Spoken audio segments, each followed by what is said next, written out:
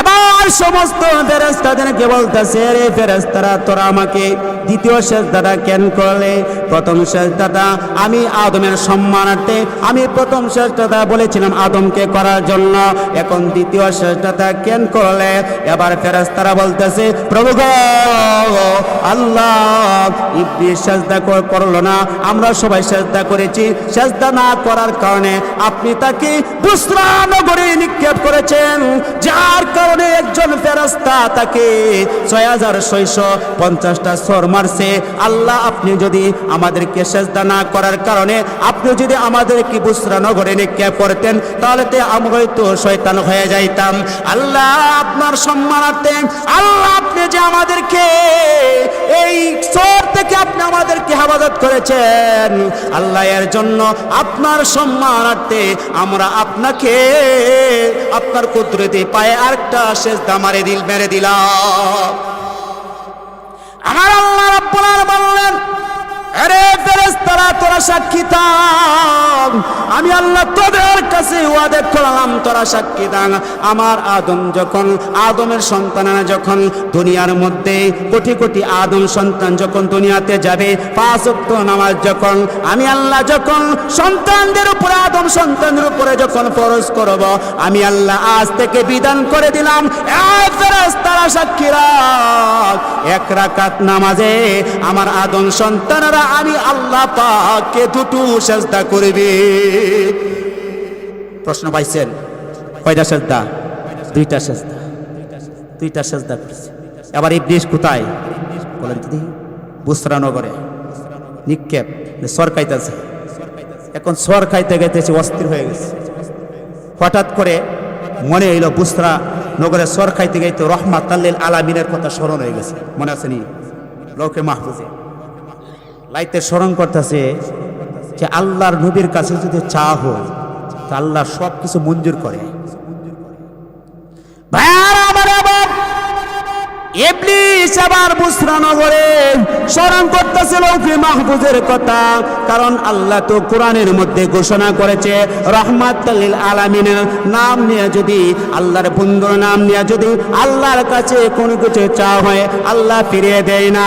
এবার সে চোখের পানি ছেড়ে দিয়া, সেজদার মধ্যে চোখের পানি ছেড়ে দিয়া রাত্রের বেলায় গভীর রজনীতে আল্লাহকে বলতেছে, প্রভু গো, ও প্রভু, আপনারা বলেছেন আপনার বন্ধুর নাম নিয়া আল্লাহ কোনো কিছু যদি আপনার কাছে চা হয়, আপনি নাকি ফিরিয়ে দিবেন না।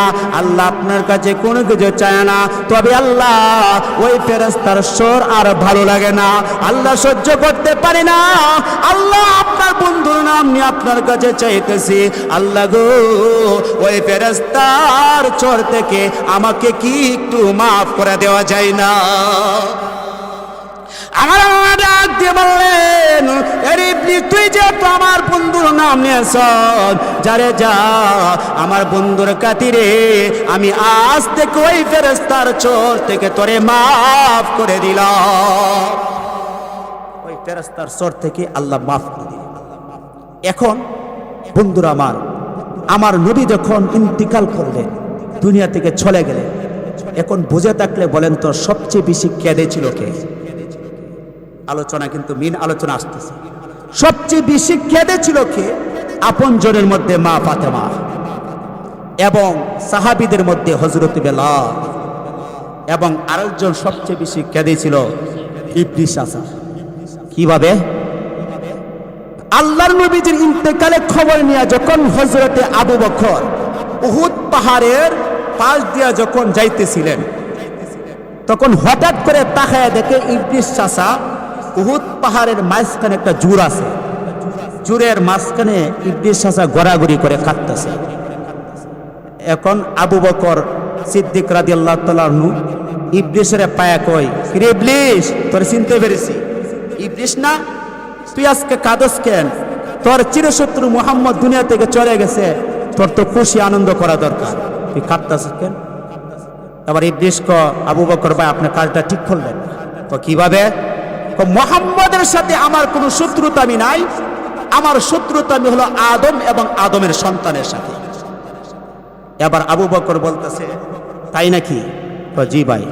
তাহলে একটু ঘটনার একটু শুনেন, মানে আবু বকর রে ওই যে ইবলিস হাজা বলতেছে, তাহলে একটু ঘটনা একটু শুনেন। এবার ইবলিস বলতেছে, ভাই আবু বকর তাহলে একটু আমার কাছে শুনেন। ভাই আবু বকর, আল্লাহর নবী বিশ্ব নবী রাহমাতাল লিল আলামিনকে আমি পূজার জন্য আমি পাগল হয়ে গেলাম, আমি এত শয়তানি করলাম। ভাই আবু বকর, সমস্ত ফেরেশতারা এবার আদমকে সিজদা করেছে। ফাআউযু বিল্লাহি মিনাশ শাইতানির রাজীম। বিসমিল্লাহির রহমানির রহিম। ওয়াইযা ক্বালা রাব্বুকা লিল মালাইকাতি ইন্নী জাইলুন ফিল আরদি খলিফা قالوا أتجعل فيها من يفسد فيها ويسفك الدماء ونحن نسبح بحمدك ونقدس لك قال إني أعلم ما لا تعلمون وقال تعالى إن الله وملائكته يصلون على النبي يا أيها الذين آمنوا صلوا عليه وسلموا تسليما بلغ العلا بجري كشف الدجى بجماله حسنت جميع خصاله توحيد की अमानत,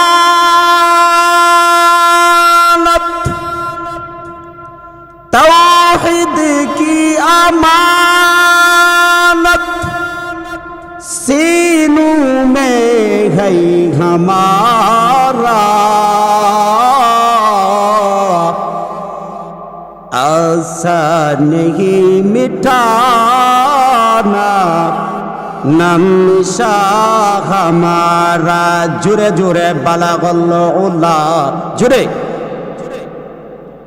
कशफ तुजा बिजमालिही हसनत जमीअ खिसालिही। सोचने मैं तुझे सवा नहीं, सुनने मैं तुझे सवा नहीं,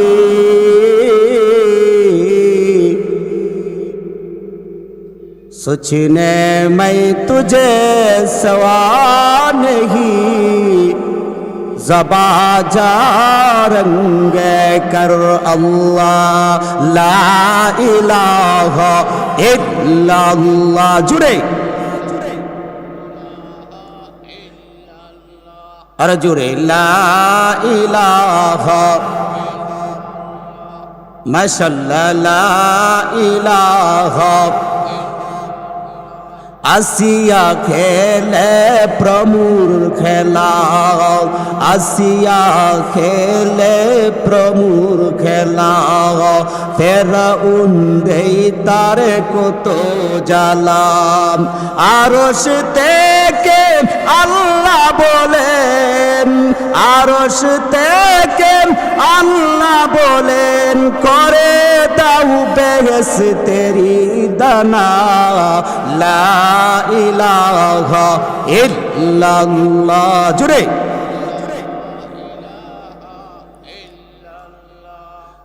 লা ইলাহা বহু দূরে মদিনা। পড়েন আমার সাথে, বহু দূরে মদিনা, কেমনে যাব জানি না। দয়াল আল্লাহ, দয়াল আল্লাহ, দয়া করো, পুরাও মনের বাসনা, লা ইলাহা ইল্লাল্লাহ। জুড়ে ও লা ইলাহা ইল্লাল্লাহ, লা ইলাহা अनबीरू में रहमत लक़ब शाने वाले, मुरादे दरी बखी बादशाने वाला नबी जी। अल्लाह अल्लाह अल्लाहु ला इलाहा इल्लाहु। जुड़े अल्लाह अल्लाह अल्लाहु ला इलाहा, अल्लाह अल्लाह अल्लाहु ला इलाहा, ओ ला इलाहा इल्लल्लाहु मुहम्मदुर रासूलुल्लाह सल्लल्लाहु अलैहि वसल्लम। আলহামদুলিল্লাহ। আদিয়াবাদ দক্ষিণ পাড়া কবরবাসীদের মাগফিরাতের কামনায় আজকের মাহফিলের সম্মানিত সভাপতি, দিগার উলামায়ে কেরাম, মুরব্বিয়ানে ইজম, পর্দার আড়ালের সম্মানিত মা এবং আমার বোনেরা, আল্লাহর দরবারে লাখো কোটি শুকরিয়া যে আল্লাহ পাক রব্বুল আলামিন আমাদেরকে, আমাদের সকলকে জান্নাতি বরকতি রহমতি বেহেশতের বাগানে আশা এবং বসার তৌফিকটুকু দান করেছেন। এই জন্য মহান আল্লাহর শুকরিয়া একবার আদায় করেন আলহামদুলিল্লাহ। আমি একটু খুশি হইতাম আপনারা যদি একটু সামনের দিকে আসতেন। আজকে আপনাদের মন ভরে ওয়াজ শোনাবো, আপনারা শুনবেন তো ইনশাআল্লাহ। একটু সামনের দিকে আগান, মেহেরবানি করে একটু সামনের দিকে আগান। আপনাদের সবার জন্য, কবরবাসীর জন্য আজকে দোয়া করব, মন ভরে দোয়া করব। সামনের দিকে আগান ভাই, কেউ কৃপণতা না করি, সামনের দিকে আগান। যারা বাহিরে আসি মেহেরবানি করে আমরা প্যান্ডেলে চলে আসি। হয়তো আজকের মাহফিলের কারণে আমার আপনার আল্লাহ পাক রব্বুল আলামিন যত ধরনের গুনাহ আছে সব গুনাহ মাফ করে দিবেন। পারেন না? কি বলেন? আল্লাহ পারেন কিনা একটু আওয়াজ দিয়ে বলেন। এই জন্য একটু সামনে আগান।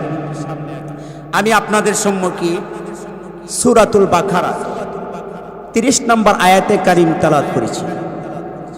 এই আয়াতকে সামনে রেখে কয়েকটি মূল্যবান কথা বলবো, আপনারা শোনার জন্য রাজি আছেন তো ইনশাআল্লাহ? যেই কথা আল্লাহ আমার মুখ থেকে বের করবেন, আল্লাহর কাছে ফরিয়াদ করি এই কথাগুলো হয়তো আমি আর আপনি আর জীবনে শুনতেও পারবো না, শুনিও না।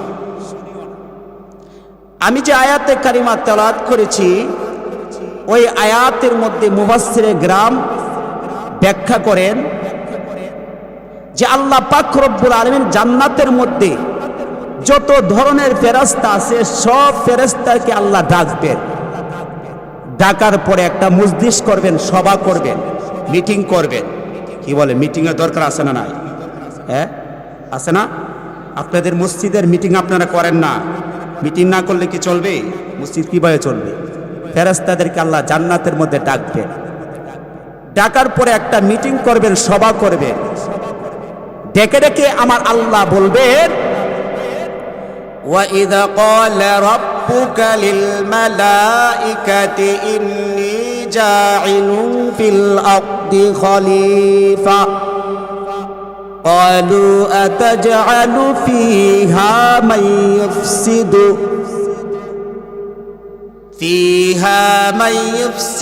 فِيهَا وَيَسْفِكُ الدِّمَاءَ وَنَحْنُ نُسَبِّحُ بِحَمْدِكَ وَنُقَدِّسُ لَكَ قَالَ إِنِّي আ'লামু মা লা তা'লামুন।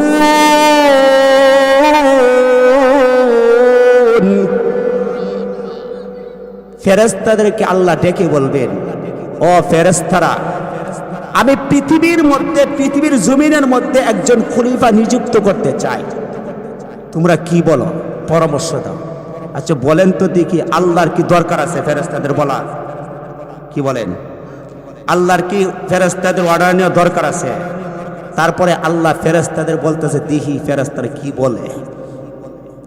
ফেরেশতারা বলতেছে, রব্বুল আলামিন, আপনি পৃথিবীর মধ্যে খলিফা নিযুক্ত করবেন, এরা আইসা তো পৃথিবীর মধ্যে মারামারি করবে, ঝগড়া করবে, কোন রাহাজানি করবে, ভাইয়ের সম্পদ নিয়ে যাবে, ভাই বোনকে সম্পদ দিবে না, এই নিয়ে মারামারি করে রক্তপাত করবে, দরকার নাই।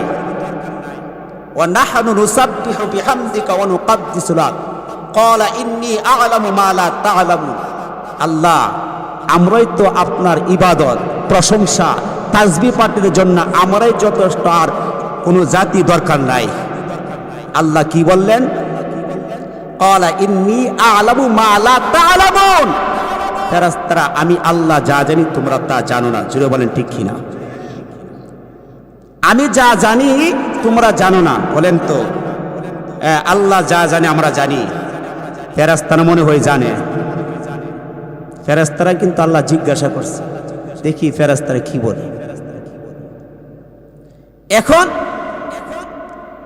আল্লাহ পাক রব্বুল আলামিন সিদ্ধান্ত গ্রহণ করলেন। আমাদের আদি পিতার নাম কি একটু জুড়ে বলেন? আদম। আর আমাদের আম্মা জানের নাম কি? হাওয়া।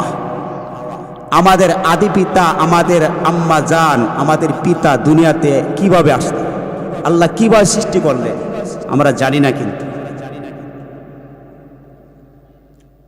আল্লাহ পাক রব্বুল আলামিন সিদ্ধান্ত গ্রহণ করলেন মানুষ জাত পৃথিবীর মধ্যে সৃষ্টি করবে। তো আল্লাহ পাক রব্বুল আলামিন জান্নাতের মধ্যে যত ধরনের ফেরেশতা আছে সব ফেরেশতাকে বিদায় করে দিয়েছে। আল্লাহর সাথে 4 জন ফেরেশতা রাখলেন। কয়জন? সবাইকে বিদায় করে দিয়েছে। ফেরেশতা আছে কয়জন একটু জুড়ে বলেন? তো 4 জনের মধ্যে 3 জনকে যদিও না বুঝি, মানে না চিনি, একজন ফেরেশতাকে আমরা সবাই চিনি। তাহলে 4 জনের মধ্যে একজন ফেরেশতার নাম হলো জিবরাইল, চিনিনি? আরেকজন ফেরেশতার নাম হলো মিকাইল, চিনেন? আরেকজন ফেরেশতার নাম হলো ইসরাফিল, চিনেন? সিংহায় যে ফু দিব। আরেকজন ফেরেশতার নাম হলো আজরাইল। তাহলে 3 জন ফেরেশতা দেখি, যদিও আমির আপনি না চিনি, আজরাইলের চিনি কিনা জুড়ে বলেন? দেখছেন তো? একটু জুড়ে বলেন, দেখছেন? দেখেন নাই, চিনেন? এখন একটা বাচ্চা মানুষের যে জিজ্ঞাসা করেন আজরাইল চিনুনি, চিনি। মানুষের কি করে? মানুষের জান কবজ করে। তাহলে এই আজরাইল আছে না নাই? এটা আওয়াজ দিয়ে কথা বলতে হবে।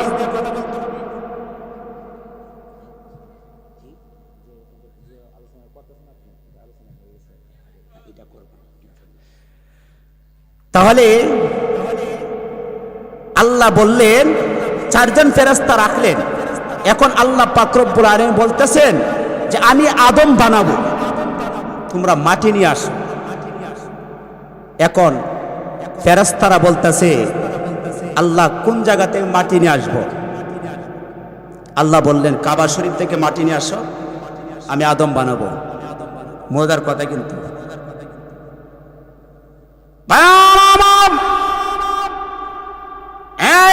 আবাদের মুসলমান ভাইরা, মুরব্বী বাবাজিরা, মনোযোগের সাথে শুনুন। আল্লাহ পাক রব্বুল আলামিন এবার হযরতে জিবরাইলকে ডাক দিয়ে বললেন, আরে জিবরাইল, আমি আদম বানাবো, কাবা শরীফ থেকে মাটি নিয়ে আসো।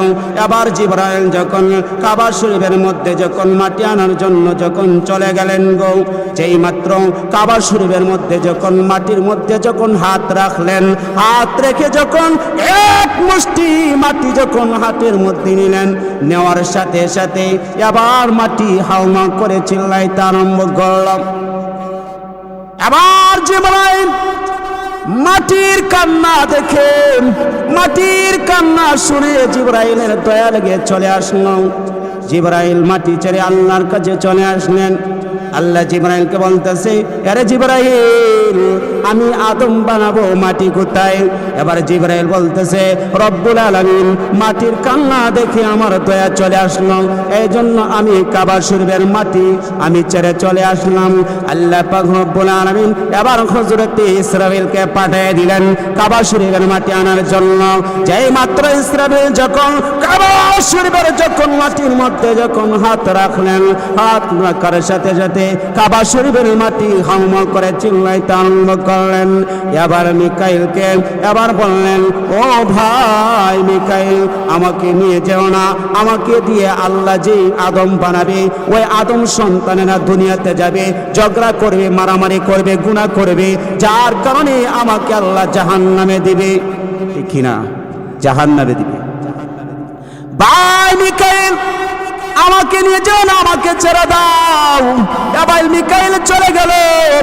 আল্লাহ রাব্বুল আলামিন এবার হযরত ইসরাফিলকে পাঠিয়ে দিলেন, ও ইসরাফিল, কাবা শরীফ থেকে মাটি নিয়ে এসো, আমি আদম বানাবো। ইসরাফিল কাবা শরীফের মাটির কান্না দেখে এবার মাটি ছেড়ে আল্লাহর কাছে চলে আসলেন। আমার আল্লাহ পাক রব্বুল আলামিন এবার হযরত আজরাইলকে পাঠিয়ে দিলেন, আজরাইল, যাও যাও, আমি আদম বানাবো, কাবা শরীফ থেকে মাটি নিয়ে আসো। যে আজরাইল চিনেন তো, যাকে একবার ধরে আর চারিনি। এই জন্য কই বলেন, যেদিন আজরাইল আসবে মারবে তাপা, রক্ষা পাবে না জানিবে কারিয়া। জোরে বলেন ঠিক কিনা? কোন দালান কোটা বাড়ি গাড়ি, কোন দালান কোটা বাড়ি গাড়ি, কবরে যেতে হবে সবিচারি। হও না যতই তুমি ভীর পলোয়ান, আরে হও না যতই তুমি শক্তিমান, সব কিছু ভেঙে চুরে হবে খানকার। জোলাল ঠিক কিনা? এখন আজরাইল কি মাটি ছেড়ে চলে আসবিনি? যাকে একবার ধরে আর কিন্তু ছাড়ে না। আমাদের বাপ দাদাদের জান কে কবজ করছে? একটু আওয়াজ দিয়ে বলেন, আমাদের জানটা কে কবজ করবে? আজরাইল। বার আমার আবার আজরাইলকে বললেন, এনে আজরাইল, আমি আদম বানাবো, কাবা শরীফ থেকে মাটি নিয়ে আসো। এবার যখন আজরাইল যখন মাটি আনার জন্য যখন কাবা শরীফের মধ্যে চলে গেলেন, যেই মাত্র কাবা শরীফের মাটির মধ্যে যখন হাত রাখলেন, হাত রাখার সাথে সাথে মাটি হাউমাউ করে চিল্লাইতে আরম্ভ করলাম। মাটি বলতেছে, ও ভাই আজরাইল, তুমি আমাকে নিয়ে যেও না, আমাকে দিয়ে আল্লাহ যে আদম বানাবে, আদম সন্তানেরা দুনিয়ার মধ্যে যাবে, তারা ঝগড়া করবে, মারামারি করবে, গুনাহ করবে, যার কারণে আল্লাহ আমাকে জাহান্নামে দিবে। ভাই আজরাইল, আমাকে তুমি নিয়ে যাও না, আমাকে ছেড়ে দাও। আজরাইল ডাক দিয়ে বললেন, এনে মাটি, তোর কান্না আমার মন গলাতে পারবে না, আমার মন আকৃষ্ট করতে পারবে না রে। এরে আজরা, এরে মাটি, শুনে রাখ, তোর কান্নার চেয়ে আমার মাবুদের হুকুম আমার কাছে অনেক মূল্যবান। তোর কান্নার চেয়ে আমার আল্লাহর হুকুম আমার কাছে অনেক দামি। এবার মাটি নিয়ে চলে আসলেন, আল্লাহর কাছে গেলেন, আল্লাহর হাতে দিলেন। আমার আল্লাহ রাব্বুল আলামিন এবার আজরাইলকে প্রশ্ন করলেন, এরে আজরাইল, আমি আদম বানাবো। এবার জিবরাইলকে পাঠাইলাম, মাটি আনতে পারলো না। মিকাইলকে পাঠাইলাম, মাটি আনতে পারলো না। ইসরাফিলকে পাঠাইলাম, দয়া লেগে গেল, মাটি আনতে পারলো না। এরে আজরাইল, আমি তোর কাছে জিজ্ঞাসা করতে চাই, এরে আজরাইল, তোর কি কাবা শরীফের মাটি আনতে তোর কি একটু দয়া লাগলো না, মায়া লাগলো না? আজরাইল ডাক দিয়ে কই, প্রভু গো, ওই মাটির চেয়ে আপনার হুকুম আমার কাছে অনেক মূল্যবান। আল্লাহ, তোমার হুকুমটা আমার কাছে অনেক মূল্যবান, এই জন্য আমি মাটি নিয়ে আসলাম। এখন একটু চিন্তা করে, আমার আল্লাহ রব্বুল আলামিন ডাক দিয়ে বলেন, ইয়া আজরাইল, আমার হুকুম যেহেতু তোর কাছে অনেক মূল্যবান, ইয়া আজরাইল, আজ থেকে তোর আরেকটা দায়িত্ব দিয়া দিলাম। আমার আদম যখন দুনিয়াতে আসবে, আদম সন্তানেরা, লাখ লাখ আদম সন্তানেরা যখন দুনিয়ার মধ্যে আসবে, ওই আদম সন্তানের জান কবজ করার দায়িত্ব আজরাইল আমি আল্লাহ তোকে আজ থেকে দিয়া দিলাম। জান কবজ করার দায়িত্ব আমি আল্লাহ তোকে দিয়ে দিলাম। এখন আজরাইল বলতেছে, আল্লাহ আপনার কাছে মাফ চাই, যা আছে দুনিয়ার সব দিয়েন, কিন্তু আমার এই দায়িত্বটা দিয়েন না। আল্লাহ বলবে কেন? আল্লাহ বললেন কেন? এবং আজরাইল বলতে, আল্লাহ মানুষ বলবো আজরাইল সোহে দেখে না, যেটা বলেন ঠিক কিনা? আজরাইলে খানা আমারটা নিয়ে গেছে, একটা নিল না, কি বলেন একটু জুড়ে বলেন।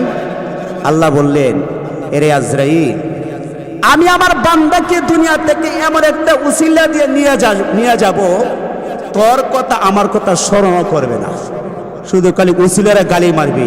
হাই রে, আমার ছেলেটা যদি বাসে না গিয়ে ঢাকা শহর ট্রেনে যাইতো, তাই তো মরতো না।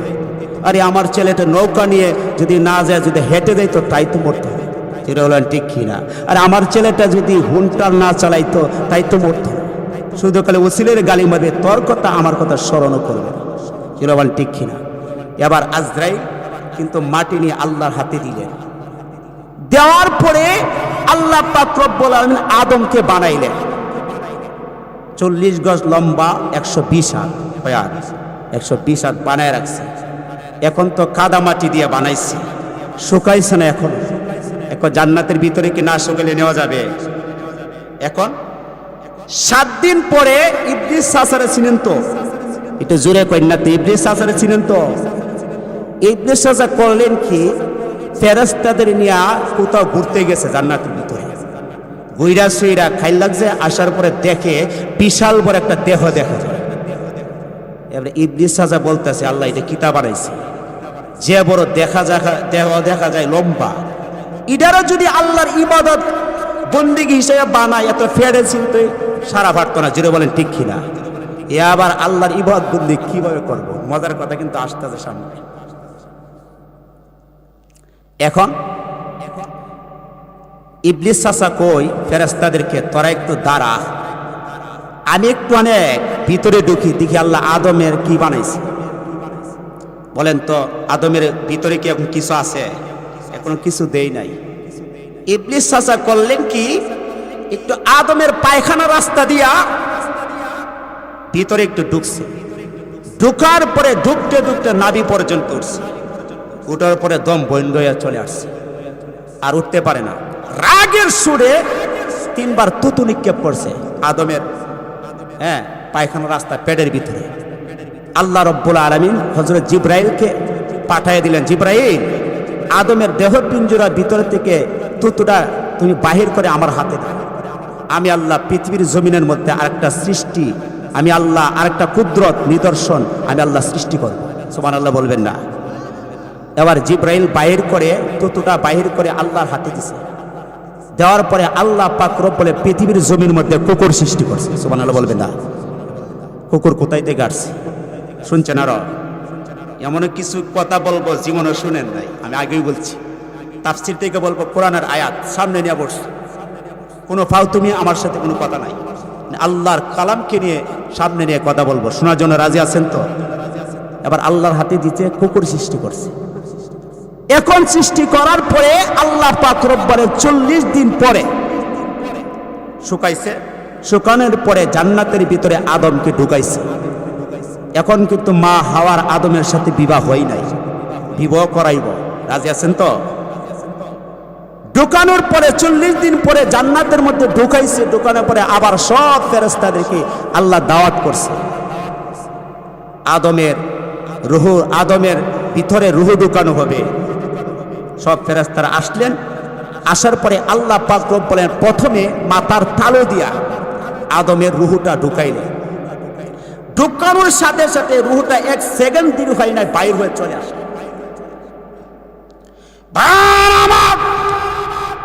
আল্লাহ রব্বুল আলামিন যখন প্রথমবার যখন মাথার তালু দিয়া যখন রুহটা ঢুকাইলেন গো, রুহটা তো বের হয়ে চলে আসলো।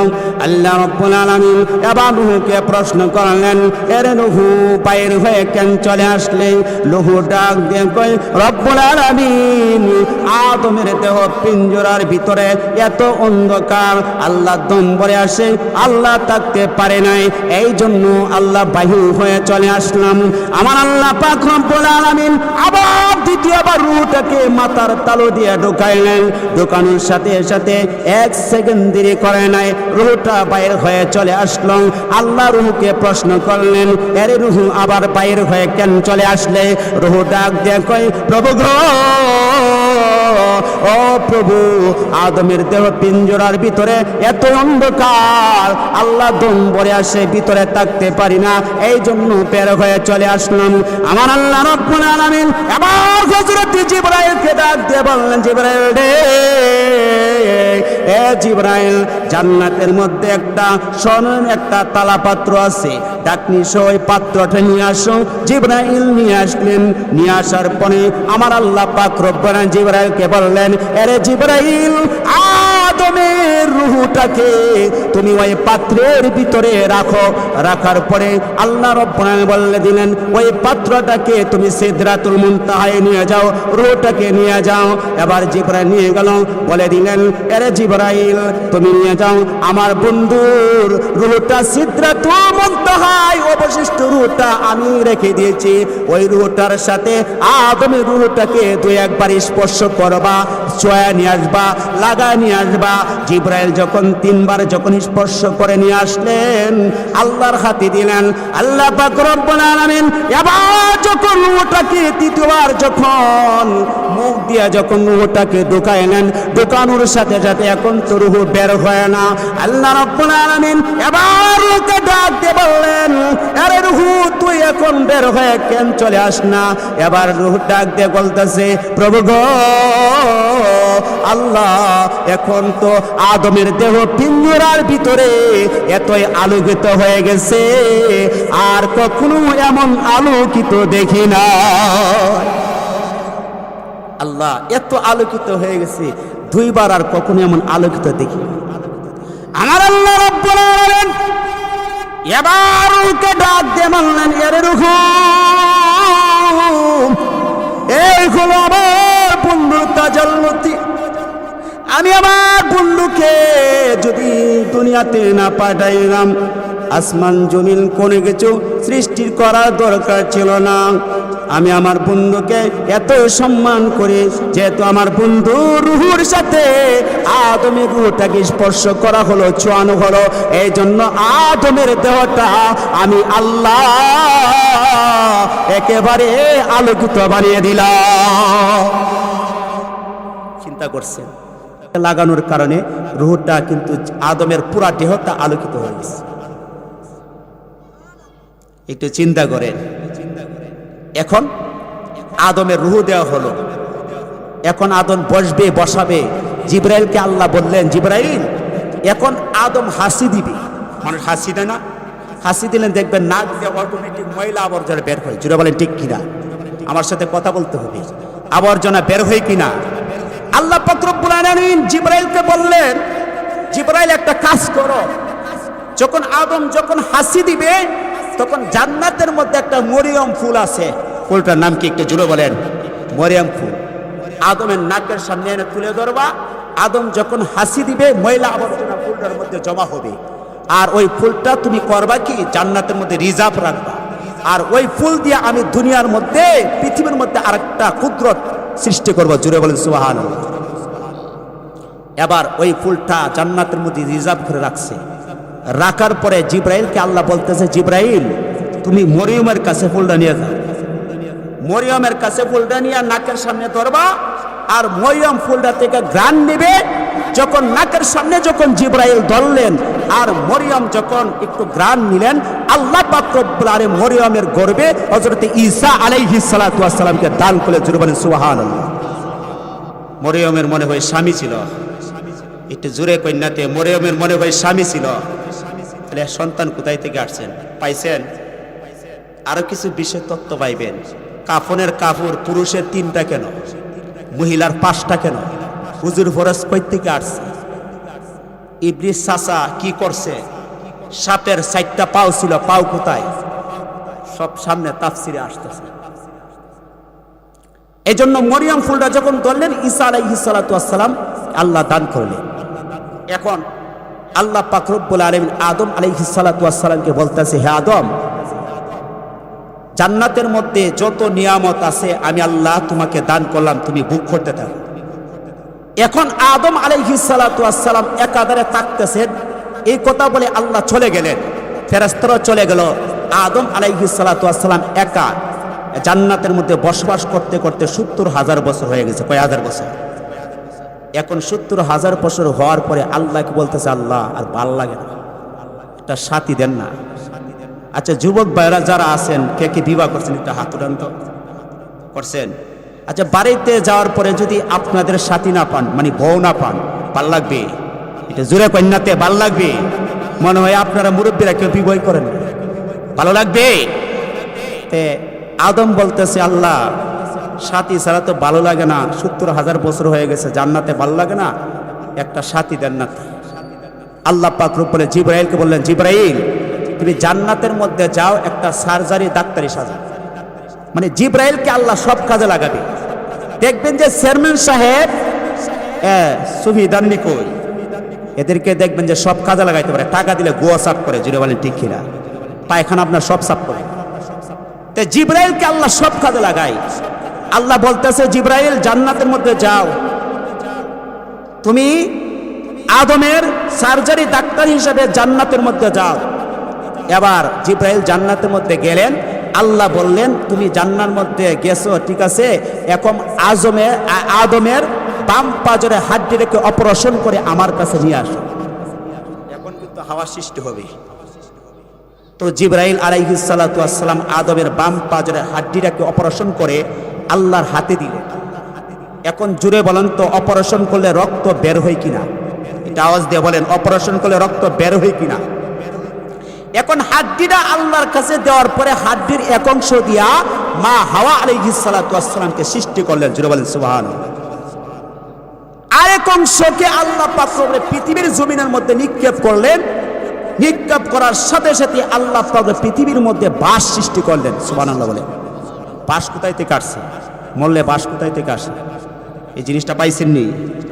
হ্যাঁ, মরিয়মের এক অংশ জমিনে নিক্ষেপ করছে, এক অংশ দিয়া আল্লাহ হাওয়াকে বানাইছে, আর এক অংশ জমিনে নিক্ষেপ করছে, বাস সৃষ্টি করছে।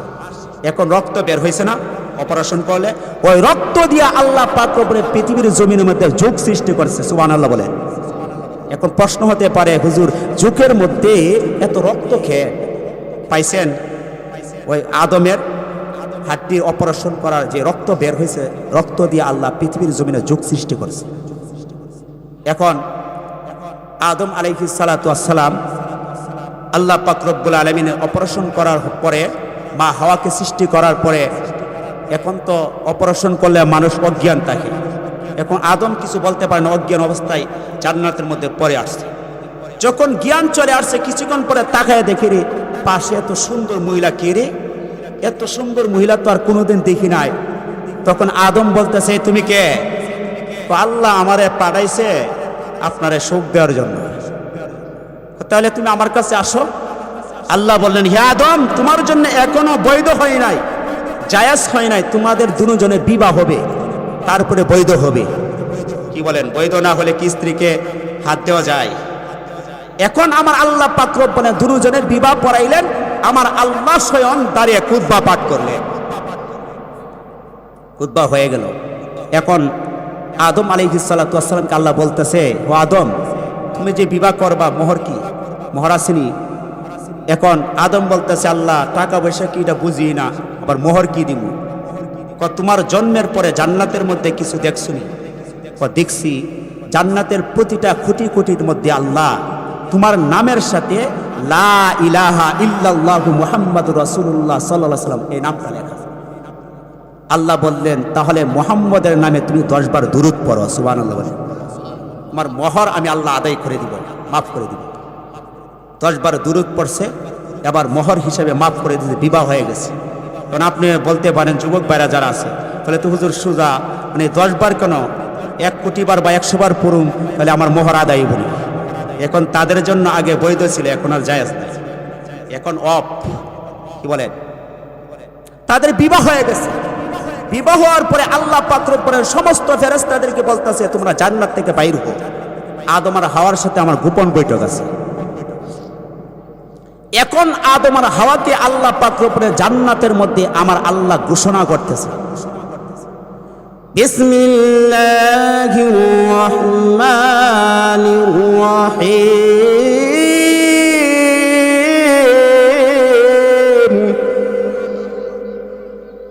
ইন্না লাকা আল্লা তাজুআ ফিহা ওয়ালা তা'রা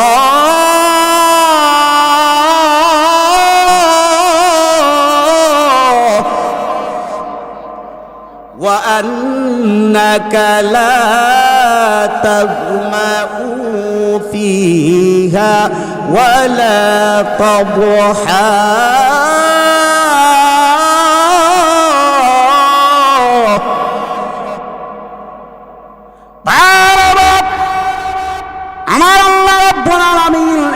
জান্নাতের মধ্যে আদম আর হাওয়াকে ডেকে বলতেছে, ও আদম আর হাওয়া, এমন সুন্দর জান্নাত আমি আল্লাহ তোমাদেরকে দান করলাম। ইন্না লাকা আল্লা তাজুআ ফিহা, যেই জান্নাতের মধ্যে তোমরা ক্ষুধার্ত হবে না, ওয়ালা তা'রা, এমন সুন্দর জান্নাত আমি আল্লাহ তোমাদেরকে দান করলাম, যে জান্নাতের মধ্যে তোমরা বিবস্ত্র হবে না। ওয়া আন্না লাকা লা তাজমাউ ফিহা, এমন সুন্দর জান্নাত আমি আল্লাহ তোমাদেরকে দান করলাম, যে জান্নাতের মধ্যে তোমরা কখনো পিপাসার্ত হবে না। ওয়ালা তাদহা, এমন সুন্দর জান্নাত আমি আল্লাহ তোমাদেরকে দান করলাম, যে জান্নাতের মধ্যে তোমাদেরকে কোনো গরম কোনোদিন স্পর্শ করবে না। এমন সুন্দর আমি আল্লাহ জান্নাত তোমাকে দান করলাম। সুতরাং জান্নাতের মধ্যে তোমরা যা চাও খাইতে থাকো, আরামায়েশ করতে থাকো। এখন তারা আরামায়েশ করতেছে, থাকতেছে। আল্লাহ পাক রব্বুল আলামিন এবার হযরতে আদম আলাইহিস সালাতু ওয়াস সালামকে জান্নাতের মধ্যে 40টা গাছের নাম শিক্ষা দিলেন। কয়টা গাছের নাম? 40টা গাছের। ফেরেশতাদেরকে আবার ডাকলেন। ডাকার পরে ফেরেশতাদেরকে আল্লাহ বলতেছে, জান্নাতের মধ্যে 40টা গাছ আছে, দেখি তোমরা বলতে পারো নাকি আদম বলতে পারো। তোমাদের এবার আমি আল্লাহ পরীক্ষা নিব, তোমাদের বেশি জ্ঞান নাকি আদমের বেশি জ্ঞান। এখন বলেন তো, আদমের শিখাই দিলে কি পারবো না? আল্লাহ তো আশরাফুল মাখলুকাত তো ঘোষণা করতে হবে। এখন জিবরাইলকে জিজ্ঞাসা করছে, বলো তো যে জান্নাতের মধ্যে 40টা গাছ আছে, নাম কি? জিবরাইল আল্লাহু আলাম, আল্লাহ আপনি ভালো জানেন। মিকাইলকে জিজ্ঞাসা করছে, মিকাইল আল্লাহু আলাম, আল্লাহ আপনি ভালো জানেন। সব ফেরেশতাকে জিজ্ঞাসা করছে, তারা বলে আল্লাহু আলাম, আপনি ভালো জানেন। ইবলিস চাচাকে জিজ্ঞাসা করে, ইবলিস নিশ্চয় এখন একটা আল্লাহ কেরামতি কাটাইতেছে, নিশ্চয়ই এখন একটা কেরামতি আল্লাহ কাটাইতেছে। তা না হলে এতদিন আল্লাহ জিজ্ঞাসা করলেন, হঠাৎ করে আল্লাহ জিজ্ঞাসা করলেন ইবলিসকে আল্লাহু আলাম, আল্লাহ আপনি ভালো জানেন। এবার আদমের আল্লাহ জিজ্ঞাসা করলে, আদম বলো তো দেখি জান্নাতের মধ্যে 40টা গাছ আছে, 40টা গাছের নাম কি কি? আদম পড়ার পর একটা একটা করে 40টা গাছের নাম বললা ফেলেন। সুবহানাল্লাহ, শিখাই দিছে না আমার আল্লাহ রাব্বুল আলামিন। এবার সমস্ত ফেরেশতাদের কাছ থেকে বুট নেওয়ার পরে আমার আল্লাহ পাক রব্বুল আলামিন এবার ঘোষণা করে দিলেন, ওয়া ইয কুলনা লিল মালাইকাতি সুজুদু লিআদামা ফাসাজাদু ইল্লা ইবলিস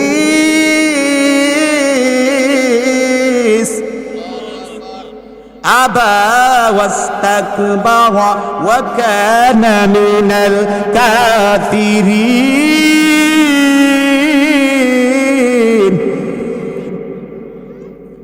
আল্লাহ রাব্বুল আলামিন এবার সমস্ত ফেরেশতাদেরকে জান্নাতের মধ্যে ডেকে বলেন, ও ফেরেশতারা, তোমরাই বলো আদমের সবচেয়ে বেশি জ্ঞান নাকি তোমাদের সবচেয়ে বেশি জ্ঞান? সমস্ত ফেরেশতারা ডেকে বলে, রব্বুল আলামিন আমাদের চাইতে আদমের সবচেয়ে বেশি জ্ঞান। এবার আল্লাহ পাক রব্বুল আলামিন এবার বললেন, তাহলে আদমের সম্মানার্থে তোমরা আদমকে সিজদা করো। এবার আল্লাহ ঘোষণা করার পরে সমস্ত ফেরেশতারা সিজদার মধ্যে লুটে পড়লো। ইবলিস আসাকো আমি সিজদা করতাম না। ইবলিস কি তাকো আমি সিজদা করতাম না, তোমরা করো। আবা ওয়াস্তাকবারা মিনাল কাফিরিন, অস্বীকার করছে, যার কারণে সে কাফের হয়ে গেছে। জোরে বলেন ঠিক কিনা? ইবলিস সাজদা আমি করতাম না, তোমরা করো। সব ফেরেশতারা সিজদা করছে, কিন্তু মাগার আদমকে ইবলিস সাজদা করে নাই। এখন সিজদা যেহেতু করে নাই, আমার আল্লাহ পাক ঘোষণা করে দিলেন। কি ঘোষণা করে দিলেন? ইয়া ইবলিস মা মানাআকা আন তাসজুদা লিমা খালাকতু বিয়াদাই আস্তাকবারতা আম কুনতা মিনাল আলিন। আল্লাহ রাব্বুল আলামিন বললেন, ইয়া ইবলিস, হে ইবলিস, মা মানাকা, তোকে কিসে নিষেধ করলো? আন তাসজুদা, তুই সিজদা করতে, লিমা খালাকতু বিয়াদাই, যেই আমি নিজ হাতে আমি আদমকে সৃষ্টি করেছি, তুই কেন সিজদা করলে না? আস্তাকবারতা আম কুনতা মিনাল আলিন, এই সম্মানের দিক দিয়ে তুই বড় না আদম বড়, কেন সিজদা করলে না? আবার ইবলিস বলতেছে, ক্বালা আনা খায়রুম মিন, আল্লাহ আমি তার চাইতে শ্রেষ্ঠ। আল্লাহ বললেন, এটা আবার কোনটা? তুই কিভাবে শ্রেষ্ঠ হইলি? আর ইবলিস কোরআনের ভাষা আল্লাহর বলতেছে। কি কোরআনের ভাষা আল্লাহকে বলতেছে? খলাকতানি মিন নারিন ওয়া খলাকতাহু মিন তিন।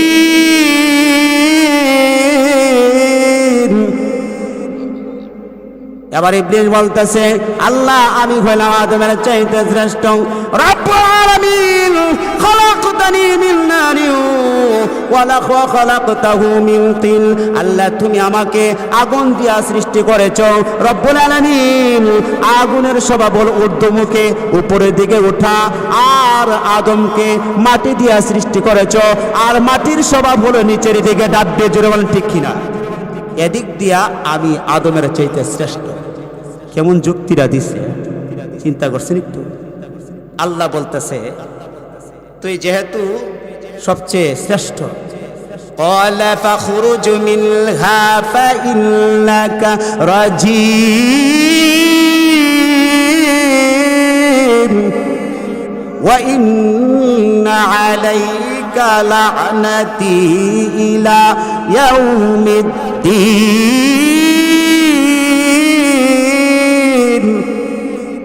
আল্লাহ বললেন, ক্বালা ফাখরুজ, ইবলিস বের হয়ে যা, মিনহা জান্নাত থেকে, ঈমানদারদের দল থেকে বের হয়ে যা, ফাইন্নাকা রাজীম ওয়া ইন্না আলাইকা লা'নাতি ইয়াউমাল ইয়াউমাদ্দিন। আল্লাহ বলেন, জান্নাত থেকে বের হয়ে যা, তোর প্রতি কিয়ামত পর্যন্ত আমার অভিশাপ রইল। জান্নাত থেকে বের হয়ে যা, ঈমান থেকে খারেজ হয়ে যা। এবার ইবলিস বলতেছে, আল্লাহ কাজটা ঠিক করো নাই, আমি এত বছর তোমার ইবাদত বন্দি করলাম, সবচেয়ে বেশি ইবাদত বন্দি করছে ইবলিস চাচা। বুঝছেননি? একটা কারণে কিন্তু আল্লাহ ওই যে আদমকে সিজদা না করার কারণে কিন্তু সে সব ইবাদত বন্দিকে সব বরবাদ হয়ে গেছে। মানে ইবলিস চাচার মতো আর কেউ ইবাদত বন্দি করতে পারে না। এবার আল্লাহ বললেন, তুই জান্নাত থেকে বের হয়ে যা। ইবলিস বলতেছে, আল্লাহ এত বছর তোমার ইবাদত বন্দি করলাম, আমার লাখ লাখ ছাত্র, তুমি আমারে আদমের কারণে জান্নাত থেকে বহিষ্কার করে দিবা? এ কাজটা আল্লাহ ঠিক হয় নাই। আল্লাহ বলতেছে, ইবলিস তোর পকেটের মধ্যে এক টুকরা কাগজ আছে, বের কর। ইবলিসের লিখিত এক টুকরা কাগজ ছিল যে আল্লাহর সব কিছু গ্রহণ কইরা, আল্লাহর সব কিছু খায়া, আল্লাহর হুকুম যদি অমান্য করে তার পরিণতি কি, এটার মধ্যে লেখা ছিল। আবার ইবলিস পয়রা দেখে, পড়ার পরে যে নিচে দিকে যে মাথা নামাইছে আর উপরে তুলে না। এবার আল্লাহ বলে, এই মাথা ওঠা। আর ইবলিস বলল, আল্লাহ সরি, ভুল হয়ে গেছে। আল্লাহ কয়, তাহলে তুই জান্নাত থেকে বের হয়ে যা। এবার ইবলিস বললেন, আল্লাহ একটা কথা কই, আল্লাহ বললেন বল, আল্লাহ আমারে কিছু না দিয়া তুমি এত বছর ইবাদত বন্দি করলাম, আমার কি খালি হাতে বিদায় করবে? কিছু দিতা না, আমি তোমার কাছে কিছু পাই না। আল্লাহ বলেন তাহলে তুই আমার কাছে কি চাস? তুই যা চাস আজকে তাই তোরে দান করবো। সুবহানাল্লাহ। এবার ইবলিস বললেন আল্লাহ আপনার কাছে শুধু 4টা জিনিস চাই। কয়টা? মনোযোগ দিয়ে কথাগুলো শুনতে হবে। আল্লাহ আপনার কাছে কয়টা জিনিস চাই? 4টা। 1 নম্বর চাওয়া হলো, আবার ইবলিস আল্লাহর কাছে প্রথম নম্বর চাওয়া হলো, আল্লাহ কোরআনে কারিমের মধ্যে ঘোষণা করে দিলেন সুম্মা লাআতিয়ান্নাহুম মিন বাইনি আইদিহিম ওয়া মিন খালফিহিম ওয়া আন আইমানিহিম ওয়া আন শামাইলিহিম ওয়া লা তাজিদু আকতারাহুম শাকিরিন।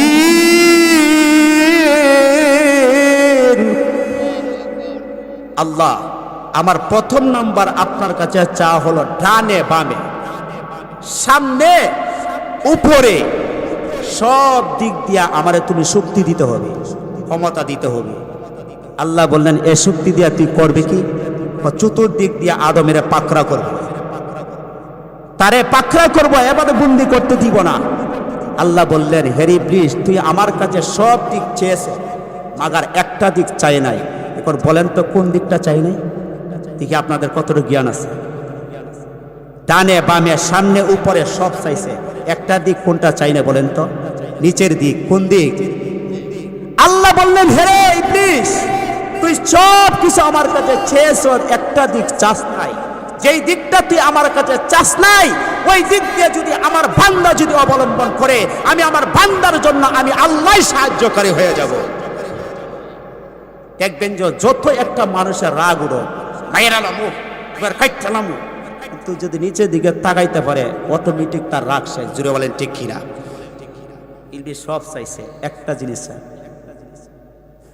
এবার ইবলিস বলতেছে আল্লাহ তোমার কাছে 2 নম্বর চাওয়া হল। আল্লাহ বলেন বল তাড়াতাড়ি বল 2 নম্বর চাওয়া কি?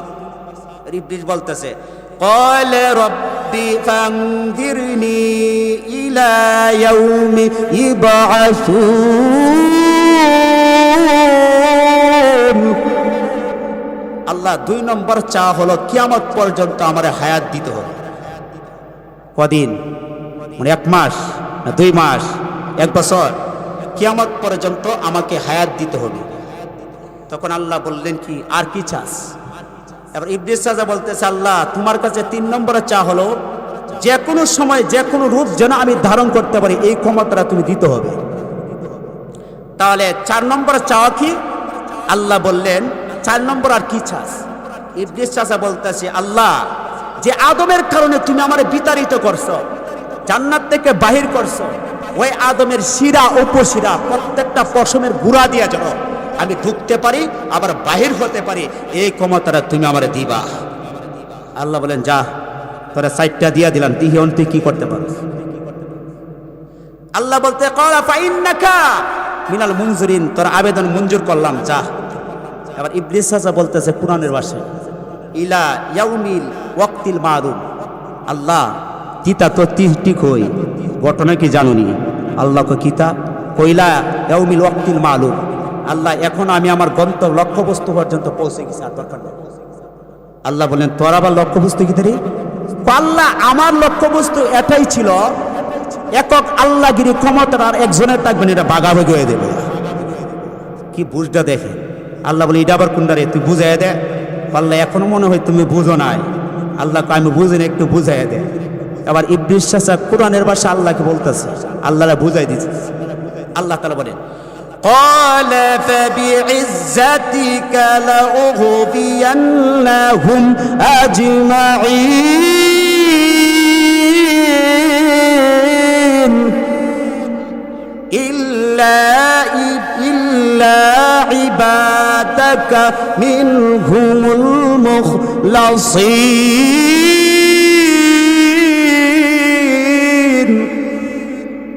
আবার ইবলিস বলতেছে আল্লাহ ক্বালা ফাবিইজ্জাতিকা, তোমার ইজ্জতের কসম, লা উগবিয়ান্নাহুম আজমাইন, আল্লাহ আমি তোমার সকল বান্দাদেরকে ক্রুমন্তনে দিব, তার গা টিপে দিব, তার পাও টেনে টেনে ধরব, আল্লাহ তার মাথাগুলো মেসেজ করে দিব, টিপে দিব, যেন আপনার বান্দা যেন ইবাদত বন্দি করতে না পারে। এমনকি সকালবেলা তার কম্বল হয়ে যাব, বালিশ হয়ে যাব, বলবো আরে আল্লাহর বান্দা নামাজে যাওয়া দরকার নেই, ফজর নামাজের দরকার নেই, ঘুমা ঘুমা। আল্লাহ বিভিন্ন দিক থেকে আমি ক্রুমন্ত্রণা দিতে থাকবো। আল্লাহ বললেন, ইবলিস তুই যতই চেষ্টা করো কোনো লাভ নাই, তুই ক্রুমন্ত্রণা দিয়া কোনো লাভ নাই, আমার বান্দাকে কিছু করতে পারবে না। আল্লাহ বলেন, ক্বালা ফাল হাক্কু ওয়াল হাক্কা আকুল, হে ইবলিস আমি হক কথা বলি আর সত্য কথা বলি, আমার হক কথা বলাই হলো আমি আল্লাহর অভ্যাস। ইবলিস শুনে রাখ, লা আমলা আন্না জাহান্নামা মিনকা ওয়া মিম্মান তাবিআকা মিনহুম আজমাইন, হে ইবলিস কিয়ামত পর্যন্ত আমি আল্লাহ পাক রব্বুল আলামিন যত ধরনের শাস্তি আছে এর চেয়ে শাস্তি তোর প্রতি 70 গুণ বেশি থাকবে। এবার ইবলিসকে আল্লাহ এই জন্য তো বলছিলাম ক্ষমতাটা বাগাবাগি হয়ে যাবে। আল্লাহ বলে কিভাবে? এবার ইবলিস বলতেছে মিম্মান তাবিআকা মিনহুম আজমাইন, আল্লাহ বললেন হে ইবলিস তোর ইবাদত যারা আমার বান্দারা তোর ইবাদত যারা করবে, তোর পথে যারা চলবে, আমি আল্লাহ তোদেরকে দিয়া আমার বান্দাদেরকে দিয়া জাহান্নাম কিয়ামতের ময়দানে পূর্ণ করব। এবার ইবলিস বলতেছে আল্লাহ এই জন্য বলতেছিলাম ক্ষমতাটা বাগাবাগি হয়ে গেছে। আল্লাহ বললেন কিভাবে? আল্লাহ তোমার ইবাদত বন্দিকে যারা করবে, তোমার পথে যারা চলবে, তুমি তাদেরকে জান্নাতে নিবা, আর আমার অনুসরণ যারা করবে, আমার পথে যারা চলবে, আমি নিব জাহান্নামে। তাহলে তুমি নিবা জান্নাতে আর আমি নিব জাহান্নামে, তাহলে তো ক্ষমতা তোমার না আমারও আছে। একটু জুড়ে বলেন, কথা বুঝতেছে কেমন যুক্তিটা দিচ্ছে? আল্লাহ বলেন হে ইবলিস তুই এ আশা আকাঙ্ক্ষা কখনো করিস না, তোর এ আশা আকাঙ্ক্ষা কখনো পূর্ণ হবে না। আমি আল্লাহ আমার বান্দাকে মৃত্যুর আগে এমন একটা ইসমে আজম শিখাইয়া দেব, আমার বান্দা যদি এই ইসমে আজমটা শিক্ষা যদি মৃত্যুবরণ করতে পারে, আমার বান্দার পিছনের যত গুনাহ আছে সব গুনাহ আমি আল্লাহ মাফ করে দিব। ইসমে আজম কি আপনারা শিখবেন? ইবলিস চাচা বলতেছে আল্লাহ ইসমে আজমটা কি তাই একটু শিখাই দেন না, আপনারা শিখার দরকার আছে কিনা? মৃত্যুর আগে যদি ইসমে আজমটা নবী কই পড়তে পারে, জীবনের গুনাহ পিছনের গুনাহ আল্লাহ মাফ করে দিবেন। মৃত্যুর আগে নবী কই কেউ যদি আস্তাগফিরুল্লাহ রব্বি মিন কুল্লি যামবি ওয়া আতুবু ইলাইহি লা হাওলা ওয়ালা কুওয়াতা ইল্লা বিল্লাহিল আলিয়্যিল আযীম, ইস্তেগফারটা পড়তে পারে, মহান আল্লাহ পাক তার পিছনের সমস্ত গুনাহগারটা মাফ করে দিবেন। এবার ইবলিস সাহেব আল্লাহ এতক্ষণ মনে চিন্তার মধ্যে আসতে অনেক টেনশন আছে। আল্লাহ এখন আর কোনো টেনশন নাই। আল্লাহ সারা বছর বদমাইশি করুন, আকাম কুকাম করুন, তো মৃত্যুর আগে আমি ইসমে আজমটা মরে গেলে তো আমিও তো আপনার একটা সৃষ্টি, আমিও মাফ, আমার গুনাহগার মাফ হয়ে যাবে। এবার আল্লাহ বললেন হে ইবলিস তোর এই আশা আকাঙ্ক্ষা কখনো পূর্ণ হবে না, কারণ আমি আল্লাহ আমার বান্দাদের মধ্যে থেকে তোরে সবচেয়ে বেশি সম্মান করেছিলাম, তোরে জান্নাত দেখিয়েছিলাম, জাহান্নাম দেখেছিলাম, সিদরাতুল মুনতাহে তোরে নিয়েছিলাম, তোরে আমি আল্লাহ সব কিছু দেখিয়েছি, কিন্তু তুই আমার হুকুম অমান্য করেছ, সমস্ত ফেরেশতারা আদমকে সেজদা করেছে, তুই করস নাই, যার কারণে তুই শুনে রাখ তোর মৃত্যুর 40 বছর আগে আমি আল্লাহ ইসমে আজমটা ভুলাই দিব, তোরে পড়তে দিব না। ইবলিসের মনটা যদি একটু ভালো আছে না, এখন খারাপ হয়ে গেছে, কারণ চতুর্দিক দিয়ে তার রাস্তা বন্ধ, কোথায় যাইব? এখন আল্লাহ পাক রব্বুল করলেন কি, ওই সাসারে এবার একজন ফেরেশতার সাথে দিয়া বুসরা নগরে পাঠাই। এখন শুনবেন যে 1 রাকাত নামাজে আমরা সেজদা আল্লাহরে কয়টা দেই? জুড়ে বলেন। 1 রাকাত নামাজে কয়টা সেজদা দেই? 2টা। কয়টা? 1টা কেন দেন না? 2টা কেন? এখন বুসরা নগরে একজন ফেরেশতার সাথে দিয়া আল্লাহ বুসরা নগরে নিক্ষেপ করলেন ইবলিস, আর ওই ফেরেশতারে আল্লাহ বলে দিলেন, ফেরেশতা করবা কি জানো? আল্লাহ কি করতাম? যখন সকালবেলা সূর্যটা উদয় হবে, ওই ইবলিসের ডান গালে একটা তাস করে একটা সর মারবা, তখন ফেরেশতারা যখন সকালবেলা সূর্য উদয় হলো, একটা ঠাস করে একটা সর মারছে। ওই সরটা যখন দিত আওয়াজ হতো আসমান জমিন পর্যন্ত কেঁপে উঠত। এই আওয়াজটা পর্যন্ত সন্ধ্যা পর্যন্ত সরের ব্যথা। আবার যখন সূর্য যখন ডুবে যায়, আবার একটা টাস করে বাম গালের মধ্যে একটা সর মারত। ওর সরটা সারা লাইফ পর্যন্ত ব্যথা করত। এরকম ভাবে তাফসীরের কিতাবের মধ্যে আসছে ওই ফেরেশতা ইবলিসের 6650টা সর মারছে। কয়টা? 6650টা সর মারছে। সর খাওয়ার পরে ইবলিস শাসা এবার চিন্তা করতেছে, আলী আর কত সর খামু, সর খাইতে তো ভালো লাগে না। এবার ইবলিস শাসা লৌহে মাহফুজে গিয়েছিল। যাওয়ার পরে ওই সিদরাতুল মুনতাহাতে গিয়েছিল, লৌহে মাহফুজ আল্লাহ প্রদর্শন করেছে। এখানে যাওয়ার পরে একটা আয়াত দেখছিল। কি আয়াত? আল্লাহ তাআলা একটা আয়াত নাজিল করলেন, ওয়ামা আরসালনাকা ইল্লা রাহমাতাল লিল আলামিন।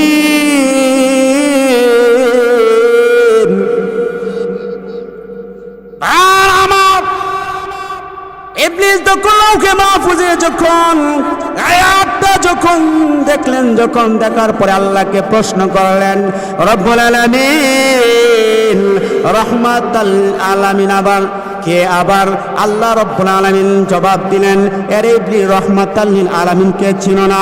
রহমাতাল লিল আলামিন হলো আমার বন্ধু জনাবে মুহাম্মদুর রাসূলুল্লাহ সাল্লাল্লাহু আলাইহি ওয়াসাল্লাম।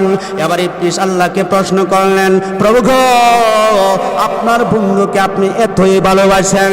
এবার আল্লাহ বললেন, আমার বন্ধুকে শুধু আমি ভালোবাসি না, আমার বন্ধুর নাম নিয়ে যদি কেউ যদি আমার কাছে যদি আমার বন্ধুর নাম নিয়ে যদি আমি আল্লাহর কাছে কোনো কিছু চাই, আমি আল্লাহ আমার বন্ধুর খাতিরে আমার বন্ধুর সমানার্থে সাথে সাথে আমি আল্লাহ তাকে দিয়া দে। বন্ধুর নামে যদি কিছু চাওয়া হয়, আল্লাহ তাআলা খালি হাতে ফিরিয়ে দেয় না। প্লিজ বুসরানগরে নিক্ষেপ, এখানে কিন্তু সরকাইতে যায়। এই সুযোগে ফেরেশতারা করলেন, আল্লাহ রব্বুল আলামিন জান্নাতের মধ্যে দাঁড়িয়ে আছেন। কোথায়? জান্নাতের মধ্যে আল্লাহ পাক রব্বুল আলামিন দাঁড়িয়ে আছেন। এখন সমস্ত ফেরেশতারা আল্লাহ তাআলার পায়ের মধ্যে, কুদরতি পায়ের মধ্যে একটা সেজদা মাইরা দিলেন। একটা সেজদা করছে আদমকে, আদমের সম্মানার্থে। আবার যখন ইবলিস যখন বুসরা নগরে যখন নিক্ষেপ সরকাইতেছে, এই সুযোগে আল্লাহ জান্নাতের মধ্যে দাঁড়িয়ে আছেন। আর সমস্ত ফেরেশতারা ইবলিস ব্যতীত আল্লাহর কুদরতি পায়ে একটা সেজদা মারি দিলেন। সেজদা হইল কয়টা? দুইটা। আল্লাহ রাব্বুল আলামিন এবার সমস্ত ফেরেশতাদেরকে বলতেছে, রে ফেরেশতারা, তোরা আমাকে দ্বিতীয় সেজদাটা কেন করলে? প্রথম সেজদাটা আমি আদমের সম্মানার্থে আমি প্রথম সেজদাটা বলেছিলাম আদমকে করার জন্য, এখন দ্বিতীয় সেজদাটা কেন করলে? এবার ফেরেশতারা বলতেছে, প্রভু গো, আল্লাহ ইবলিস সেজদা করলো না, আমরা সবাই সেজদা করেছি। সেজদা না করার কারণে আপনি তাকে বুসরা নগরে নিক্ষেপ করেছেন, যার কারণে একজন ফেরেশতা তাকে 6650টা সর মারছে।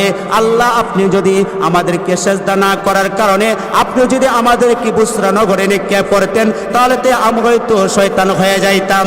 আল্লাহ, আপনার সম্মানার্থে আল্লাহ আপনি যে আমাদেরকে এই সর থেকে আপনি আমাদেরকে হেফাজত করেছেন, আল্লাহ এর জন্য আপনার সম্মানার্থে আমরা আপনাকে আপনার কুদরতি পায়ে আরেকটা সেজদা মেরে দিলাম। আমার আল্লাহ রাব্বুল আলামিন বললেন, আরে ফেরেশতারা, তোরা সাক্ষী থাক, আমি আল্লাহ তোদের কাছে ওয়াদা করলাম, তোরা সাক্ষী থাক। আমার আদম যখন, আদমের সন্তানেরা যখন দুনিয়ার মধ্যে কোটি কোটি আদম সন্তান যখন দুনিয়াতে যাবে, 5 ওয়াক্ত নামাজ যখন আমি আল্লাহ যখন সন্তানদের উপরে, আদম সন্তানদের উপরে যখন ফরজ করব, আমি আল্লাহ আজ থেকে বিধান করে দিলাম, এই ফেরেশতারা সাক্ষী রাখ, 1 রাকাত নামাজে আমার আদম সন্তানরা আমি আল্লাহ পাককে 2টো সেজদা করবে। প্রশ্ন পাইছেন? কয়টা সেজদা? 2টা সেজদা। 2টা সেজদা করছে। এবার ইবলিস কোথায় বলেন তো? বুসরা নগরে নিক্ষেপ সরকাইতেছে। এখন সর খাইতে খাইতেছে অস্থির হয়ে গেছে। হঠাৎ করে মনে হইল বুসরা নগরে সর খাইতে গাইতে রহমাতাল্লিল আলামিনের কথা স্মরণ হয়ে গেছে। মনে আছে নি?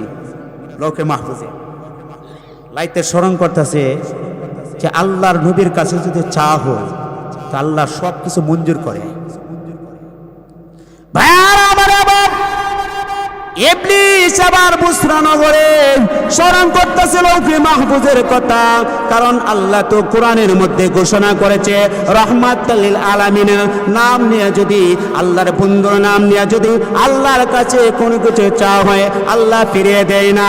এবার সে চোখের পানি ছেড়ে দিয়া সেজদার মধ্যে চোখের পানি ছেড়ে দিয়া রাত্রের বেলায় গভীর রজনীতে আল্লাহকে বলতেছে, প্রভু গো, ও প্রভু, আপনারা বলেছেন আপনার বন্ধুর নাম নিয়া আল্লাহ কোনো কিছু যদি আপনার কাছে চাওয়া হয় আপনি নাকি ফিরিয়ে দিবেন না। আল্লাহ আপনার কাছে কোনো কিছু চায় না, তবে আল্লাহ ওই ফেরেশতার স্বর আর ভালো লাগে না, আল্লাহ সহ্য করতে পারে না। আল্লাহ আপনার বন্ধুর নাম নিয়ে আপনার কাছে চাইতেছি, আল্লাহ গো ওই ফেরেশতার চর থেকে আমাকে কি একটু মাফ করে দেওয়া যায় না? আমার আল্লাহ ডাক দিয়ে বললেন, আরে ইবলিস, তুই যে তো আমার বন্ধুর নাম নিয়েছ, যারে যা আমার বন্ধুর খাতিরে আমি আজ থেকে ওই ফেরেশতার চোর থেকে তোরে মাফ করে দিলাম। ওই ফেরেশতার চোর থেকে আল্লাহ মাফ করে দিলেন। এখন বন্ধুরা আমার নবী যখন ইন্তিকাল করলেন, দুনিয়া থেকে চলে গেলেন, এখন বুঝে থাকলে বলেন তো সবচেয়ে বেশি কেঁদেছিল কে? আলোচনা কিন্তু মেন আলোচনা আসতেছে। সবচেয়ে বেশি কেঁদেছিল কে? আপনজনের মধ্যে মা ফাতেমা এবং সাহাবীদের মধ্যে হযরত বেলাল, এবং আরেকজন সবচেয়ে বেশি কেঁদেছিল ইবলিস চাচা। কিভাবে? আল্লাহর নবীজির ইন্তেকালের খবর নিয়ে যখন হযরতে আবু বকর উহুদ পাহাড়ের পাশ দিয়া যখন যাইতেছিলেন, তখন হঠাৎ করে তাকায় দেখে ইবলিস চাচা উহুদ পাহাড়ের মাঝখানে একটা জুর আছে, জুরের মাঝখানে ইবলিস চাচা গড়াগড়ি করে কাঁদতেছে। এখন আবু বকর সিদ্দিক রাদিয়াল্লাহু তাআলা আনহু ইবলিসের পায়া কই, রে ইবলিস, তোর চিনতে পেরেছি। ইবলিস না, তুই আজকে কাঁদস কেন? তোর চিরশত্রু মুহাম্মদ দুনিয়া থেকে চলে গেছে, তোর তো খুশি আনন্দ করা দরকার, তুই কাঁদতেছিস কেন? আবার ইবলিস ক, আবু বকর ভাই আপনি কাজটা ঠিক করলেন। তো কিভাবে? মুহাম্মদের সাথে আমার কোনো শত্রুতা আমি নাই, আমার শত্রুতা আমি হলো আদম এবং আদমের সন্তানের সাথে। এবার আবু বকর বলতেছে, তাই নাকি? জি ভাই, তাহলে একটু ঘটনার একটু শুনেন। মানে আবু বকর রে ওই যে ইবলিস চাচা বলতেছে, তাহলে একটু ঘটনা একটু শুনেন। এবার ইবলিস বলতেছে, ভাই আবু বকর তাহলে একটু আমার কাছে শুনেন। ভাই আবু বকর, আল্লাহর নবী বিশ্বনবী রাহমাতাল লিল আলামিনকে আমি পূজার জন্য আমি পাগল হয়ে গেলাম, আমি এত শয়তানি করলাম। ভাই আবু বকর, সমস্ত ফেরেশতারা এবার আদমকে সেজদা করেছে, আমি আদমকে সেজদা করতে পারি নাই। সেজদা না করার কারণে আমাকে আল্লাহ বিশ্রাম করে নিক্ষেপ করেছে, যার সাথে একজন ফেরেশতা দিয়েছে সে প্রতিদিন 6650টা সর মারত। ভাই ওই সরকে আমি অস্থির হয়ে যাইতাম, আমি রব্বুল আলামিনকে বলতাম, প্রভু গো সব কিছু সহ্য করতে পারি, ওই সর আমি সহ্য করতে পারি না, প্রভু গো ওই সর থেকে আমাকে মাওকুফ করা দেওয়া যায় না, আমাকে মাফ করা যায় না। এই কথা বলার কারণে আমার মহান আল্লাহ আমাকে ওই সর থেকে আমাকে মাফ করে দিলেন। ভাই আবু বকর, তখন থেকে আমি চিন্তা করেছি আল্লাহ নবী যেদিন দুনিয়াতে আসবেন, আল্লাহ নবীজির বাড়িতে যাব, আল্লাহ নবীজির বাড়িতে গিয়ে নবীকে বলবো, নবী গো আমি অনেক অন্যায় করে ফেলেছি, ও নবী সমস্ত ফেরেশতারা আদমকে সেজদা করেছে, নবী গো আমি আদমকে সেজদা করতে পারি নাই। ভাই আমার ইচ্ছা ছিল এইটা, কিন্তু আপনার কাছে শুনেছি ভাই আবু বকর আল্লাহ নবী নাকি দুনিয়াতে চলে গেছে। ভাই আল্লাহ নবীকে আমি পাওয়ার জন্য আল্লাহ নবীজির বাড়িতে প্রথমবার গেলাম, যাওয়ার পরে নবীকে তাকায় দেখি নবীজি হাসান হুসাইন নাতিনদেরকে নিয়ে খেলা করতেছে। আমি আর কথা বলতে পারি নাই। দ্বিতীয় দিন আল্লাহ নবীর বাড়িতে রওনা হয়ে গেলাম। আল্লাহ নবীজি ভাই হযরত উমর বেলালকে নিয়ে কথা বলতেছে, আমি সেদিনও কথা বলতে পারি নাই। ওগো ভাই আবু বকর, তৃতীয় আমি মসজিদে নববীর দিকে চলে গেলাম। যাওয়ার পরে দেখি নবীজি কথা বলতেছে, সেদিন আমি নবীর সাথে কথা বলতে পারে নাই। আমি ইচ্ছা করেছি আল্লাহ নবী বিশ্ব নবী রাহমাতাল লিল আলামিন, যেহেতু অন্য নবীদেরকে আল্লাহ অনেক হায়াত দিয়েছে, আমার নবীকে আল্লাহ হায়াত আরো বেশি দিবে। ভাই আমি অন্য সময় যে কোনো একদিন আমি নবীর কাছে যাব, যাওয়ার পরে বলবো নবী গো আমার অনেক ভুল হয়ে গেছে, আপনার কাছে মাপ চাই। নবী গো আল্লাহর দরবারে আমার জন্য একটু দোয়া করেন, মহান আল্লাহ যেন আমাকে মাফ করে দেন। আমার প্রাণ ছিল এটা, আমার ইচ্ছা ছিল এটা। ভাই আবু বকর আপনার কাছে শুনতে পেরেছি আল্লাহ নবী নাকি আর দুনিয়াতে নাই, এই জন্য ভাই আবু বকর আপনার কাছে সংবাদটা চাওয়ার, আপনার কাছে সংবাদটা পাওয়ার সাথে সাথে আমার চোখের পানি ছেড়ে ছেড়ে দিয়ে আমি কাঁদতেছিলাম। এবার আবু বকর বলল, ইবলিস তোর এতই বুদ্ধি, তাহলে সমস্ত ফেরেশতারা আদমকে সাজদা করলো, তুই কেন সাজদা করলে না? যেই নবীর নূর দিয়া আদমের নূরে বিদ্যমান ছিল, তুই কেন আদমকে সাজদা করলে না? আদমের যদি রুহুর মধ্যে যদি নবীর রুহ বিরাজমান ছিল আমি জানতাম, তাহলে সবার আগে আমি আদমের সাজদা করতাম। কি বুঝটা দেখছি? এখন আল্লাহ পাক রব্বুল আলামিন এবার ওই শয়তানকে মাফ করে দিলেন। এখন আল্লাহ পাক রব্বুল আলামিন এখন তো আদম আলাইহিস সালাতু ওয়াস সালামকে সৃষ্টি করলেন। কি বলেন, মনে আসেনি? একটু জিকির করেন, লা ইলাহা ইল্লাল্লাহ, লা ইলাহা, মহব্বতের সাথে জুড়ে, লা ইলাহা, ও লা ইলাহা আল্লাহ আল্লাহ আল্লাহ আল্লাহ আল্লাহ আল্লাহ আল্লাহ আল্লাহ, ও লা ইলাহা ইল্লাল্লাহু মুহাম্মাদুর রাসূলুল্লাহ সাল্লাল্লাহু আলাইহি ওয়াসাল্লাম। এখন আদমকে আল্লাহ পাক রব্বুল হাওয়াকে সৃষ্টি করলেন। এখন তাদের বিবাহ হয়ে গেল। আল্লাহ পাক রব্বুল আলামিন এবার হযরতে আদম মা হাওয়াকে দুজনকে আল্লাহ পাক রব ডেকে বললেন, বিসমিল্লাহির রহমানির রহিম,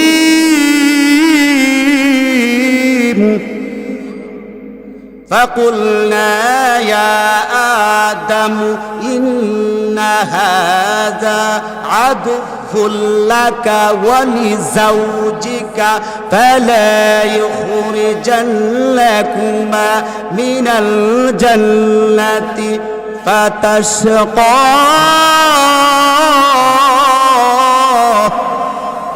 এখন আদম আর হাওয়াকে আল্লাহ বলতেছে, ও আদম আর হাওয়া, ইন্না হাযা আদুউল লাকা, নিশ্চয় শয়তান তোমার এবং তোমার স্ত্রীর প্রকাশ্য শত্রু। এই কথাটা তোমরা ভালো করে জেনে রাখো। ফালা ইখরিজান্নাকুমা মিনাল জান্নাতি ফাতাশকা, তোমাদের দুজনকে যেন জান্নাত থেকে কোনো ক্রমে যেন বাহির করতে না পারে, তোমরা যেন বাহির হবা না। এজন্য এই কথাটা তোমরা ভালো করে জেনে রেখো। এখন তোমরা দুজনে আমি আল্লাহর কাছে একটু ওয়াদা করো। এখন কি ওয়াদা? আল্লাহ রাব্বুল বলেন, ওয়ালাকাদ আহিদনা ইলা আদামা মিন ক্বাবলু ফানাসিয়া ওয়া লাম নাজিদ লাহু আজমা।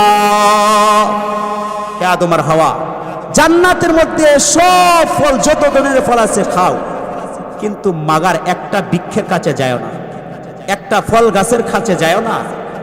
গন্ধম ফল, বুঝেন তো কি ফল? গন্ধম ফল। ওই গাছের ফলের কাছে যদি যাও, পাতা কুনা মিনাল জালিমিন, তাহলে তোমরা জালেম হয়ে যাইবা, জালেমদের অন্তর্ভুক্ত হয়ে যাইবা। এবার মা হাওয়া আদম বলতেছে, আল্লাহ জান্নাতের মধ্যে আরো কত হাজার হাজার লাখ লাখ ফল আছে, এইগুলির তো খাওয়া সম্ভব না। আল্লাহ আপনি নিষেধ করছেন না, যাবো না আল্লাহ, আমরা কাছেও যাবো না। এবার আল্লাহ পাক রব্বুল এই কথা বলে চলে গেলেন। আল্লাহ পাক রব্বুল আলামিন, এখন সাপের কথা আসতেছে। আল্লাহ পাক রব্বুল আলামিন এবার জান্নাতের মধ্যে দুইজন ফেরেশতাকে হাজির করলেন। একজন ফেরেশতার নাম দিলেন আব্দুর রহমান, আরেকজন ফেরেশতার নাম দিলেন আব্দুল্লাহ। এখন আব্দুল্লাহকে বলতেছে আল্লাহ, আব্দুল্লাহকে বলতেছে আব্দুল্লাহ তুই সাপ হয়ে যা, তোর রূপটা আমি সাপ বানিয়ে দিলাম, তুই সাপ হয়ে যা। এখন সাপ হয়ে গেল। এখন আব্দুল্লাহকে আল্লাহ বলতেছে তোর যে কাল্লাটা এটা থাকবো জান্নাতের গিরের বাহিরে, আর পুরা বুটিটা থাকবো জান্নাতের ভিতরে। যতদিন আদম আর হাওয়া জান্নাতের মধ্যে থাকবে তোরা পাহারাদার কেউ যেন জান্নাতের মধ্যে না ঢুকতে পারে। এখন আল্লাহ পাক আব্দুর রহমান ফেরেশতাকে আল্লাহ পাক রব্বুল ময়ূর বানাইলেন, তুই ময়ূর হয়ে যা। ময়ূর হয়ে গেল। এখন আব্দুর রহমানকে বললেন তোর পাহারাদার হলো সাপের একটু আগে, তুই যদি জান্নাতের মধ্যে কেউ ঢুকতে চা তাহলে তুই পাহারাদা দিবে, সাপকে জানিয়ে দিবি। এখন দুইজন ফেরেশতাকে পাহারাদা দিলেন। এখন ইবলিস চাচা লৌকে মাহফুজ থেকে একটা আয়াত মুখস্থ করে আসছে। আয়াতটা হলো কোন আয়াত পড়লে উড়াল দেওয়া যায়, কোন আয়াত পড়লে দেখা যায় না, এনিশ হওয়া যায়। এখন সে রাত্রিবেলা ঘুমায়া কোন আয়াতটা পড়লে উড়াল দেওয়া যায় মনে কইরা যে আমি মনে করছে আমি জান্নাতের গিরে যাইতেছে, চোখটা বুঝছে, তাকায় দেখে জান্নাতের গিরে যাওয়ার পরে একটা তুসবি হাতে, বুড়া তরথর তুসবি হাতে নিয়ে ময়ূরের সামনে সুবহানাল্লাহ সুবহানাল্লাহ সুবহানাল্লাহ সুবহানাল্লাহ পড়তেছে। এখন ময়ূর এবং ময়ূরে কই চাচা মিয়া আপনি কেডা গো, আপনারা তো কোনোদিন দেখি নাই, আপনি এখানে কি জন্য আসলেন? আমি আসছি, আমি আল্লাহর একজন ফেরেশতা, আমি আসছি তোমাদেরকে উপকার করার জন্য। কি উপকার? তোমারে আর আদমের ফল খাওয়ার জন্য আল্লাহ পাহারাতে দিছে না? আদম আর হাওয়া যেন জান্নাতের মধ্যে যতদিন থাকবে কেউ যেন জান্নাতের মধ্যে না ঢুকতে পারে, তোমাদেরকে পাহারা দিছে না? দিছে। আল্লাহর সাথে ওয়াদা করছি যতদিন আদম আর হাওয়া জান্নাতে থাকবে আমরা আল্লাহ পাহারা দিছে কেউ যেন জান্নাতের মধ্যে না ঢুকতে পারে। দুর্বাদ তোমার আল্লাহর ওয়াদা, আগে নিজের বুঝটা বুঝো। নাউজুবিল্লাহ। আমি আসছি তোমাদেরকে একটু উপকার করার জন্য। উপকারটা কি? তোমাদের দুজনকে যে পাহারাদার দিচ্ছে আল্লাহ যে কোনো সময় গাঢ় ধরে তোমাদেরকে বাইর করে আরেকজনে পাহারাদার দিবে। আমি এমন তিনটা গোপন তথ্য জানি, এটা শিখানোর জন্য আসছি। আমি যদি দুনিয়াতে চলে যাই আমিও তোমরা জানলা না, তাহলে আল্লাহ জানলা আমি জানি আর কেউ জানলো না, তোমাদেরকে শেখানোর জন্য আসছি। গোপন তথ্যটা কি? এক নম্বর হলো যে গোপন তত্ত্বটা হলো তোমরা কোনোদিন বৃদ্ধ হবে না, কোনোদিন মরবা না, আর কোনোদিন জান্নাত থেকে তোমাদেরকে বাহিরও করবে না। এই বিষয়টা জানানোর জন্য আমি আসছি। এবার ময়ূর বলতে চাচা আমি আপনার উপকার কি? আমার উপকার হলো একটু জান্নাতের মধ্যে আমাকে একটু ঢুকতে দিতে হবে। এবার ময়ূরকে অসম্ভব, আল্লাহর কাছে ওয়াদা হয়েছে যতদিন আদম আর হাওয়া জান্নাতে থাকবে অসম্ভব কাউকে ডুববালাই দিব না। এখন ইবলিস বলতেছে দুর্মিয়া তোমার ওয়াদা বাদ দাও, আগে নিজের বুঝটা বুঝো, যে সময় ডাক্তার ধরে বাই করে দিব তখন বুঝছো। এখন ময়ূরে বলতেছে চাচা আমি আপনি তো কইছেন ঠিক হই, তবে ক্ষমতা তো আমার হাতে না, সাপের কাছে। ঠিক আছে তুমি সাপকে জানাও। ঠিক আছে আপনার সোমবারটা আমি সাপকে জানাইতে পারি, তাহলে আমারে নিয়ে যাও। সাপের কাছে গেছে, কয়েকজন চাচামি আসছিল গোপন তথ্য নিয়া। কি গোপন তথ্য? আমাদেরকে তিনটা গোপন তথ্য শিখাই দিবে। এক নম্বর হলো আপনি কোনোদিন মরবেনও না, দুই নম্বর হলো কখনো বৃদ্ধ হবেন না, তিন নম্বর হলো জান্নাত থেকে আমাদের দুজনকে কেউ বাহিরও করবে না, পাহারাদার আমরা সদস্য থাকতে পারবো। এই গোপন তথ্যটা সে আমাদেরকে শিখাই দেওয়ার জন্য আসছে। তো বললেন, এবার সাবি বলতেছে তার শিখাইলে তার লাভটা কি? লাভটা হলো তাকে জান্নাতে একটু ঢুকতে দিতে হবে। এবার সাবেক 3 বার কেন 3000 বার হইলো কোনো লাভ নাই, কারণ আদম আর হাওয়া যতদিন জান্নাতে থাকবে ততদিন আল্লাহর পক্ষ থেকে নিষেধ। এবার ইবলিস বলতেছে আমার একটু ঢুকতে দেন, আপনারা 3000 বার শিখাইব না, 3 কোটি বার শিখাইলো কোনো লাভ নাই, যাইতে পারো। কারণ ইবলিস বলল তাহলে আপনার তো ঠিক থাক আমার তো ঠিক থাক, তো সমাজতে আসে। সমাজতে কি? আপনার মুখ তো অনেক বড়, মানে সাপের জান্নাতের মধ্যে আমার একটা মুখ ছিল, এটা দুনিয়া কয়েক কোটি ঢুকবে মুখের মধ্যে। এবার ইবলিস বলতেছে তোমার মুখ তো অনেক বড়, তাহলে তুমি একটু হা করো, আমি একটু মুখের মধ্যে একটু বসি, আমি জান্নাতে নামবো না, তোমার মুখের মধ্যে থেকে আমি জান্নাতের কাজটা করে আসবো। কয়েকটুকু করা যেতে পারে। এই যে এখন কিন্তু সে কিন্তু বিপদ টেনে আনতেছে। যেই মাত্র সাপ যখন হা করলো, ইবলিস শাসা যখন মুখের মধ্যে বসলো, আল্লাহ পাক রব্বুল আলামিন ইবলিসের মুখের মধ্যে মেশক আম্বরের ঘ্রাণ ছিল, ওই মেশক আম্বরের ঘ্রাণটাকে আল্লাহ কেড়ে নিয়ে আল্লাহ পাক রব্বুল আলামিন সাপের মুখের মধ্যে বিষ ঢেলে দিল। এখন সাপের 4টা পাও ছিল। আল্লাহ বললেন, তুই যেহেতু আদমের তুই যেহেতু ইবলিসের সহযোগিতা করেছ আদম আর হাওয়ার ফল খাওয়ানোর জন্য, সুতরাং তোর 4টা পা আমি কেড়ে নিয়ে গেলাম। তুই যতদিন বেঁচে থাকো বুক দিয়া তুই চলাফেরা করতে হবে, কষ্ট করতে হবে। সাপের কিন্তু 4টা পাও ছিল, কয়টা? ওই একটা ভুল করার কারণে আল্লাহ 4টা পাও তার কেড়ে নিলেন। আর ময়ূরও যে ভুল করেছে, সাপকে ইবলিসকে সহযোগিতা করেছে আদমকে আর হাওয়াকে ফল খাওয়ার জন্য, আল্লাহ বলেন, তোর সৃষ্টি আমার সৃষ্টির মধ্যে তোরে সবচেয়ে বেশি সুন্দর করে সৃষ্টি করেছিলাম, সুতরাং তোর 2টা পা আমি কালো করে দিলাম। দেখবেন যে ময়ূরের পাও কিন্তু অনেক কালো, আসলে কিন্তু সুন্দর। একটাই কারণ হলো এই যে ফল খাওয়ার জন্য ইবলিসের সহযোগিতা করছে। এখন সাসামিয়া বলতেছে, সাপ বলতেছে, আপনি কোথায় যাবেন? এবার সাসামিয়া বলতেছে, যেই জায়গার মধ্যে আদম আর হাওয়া ঘুমিয়ে আছে, আল্লাহ ফল খাওয়ার জন্য নিষেধ করছে, ওই গাছতলা নিয়ে যাও।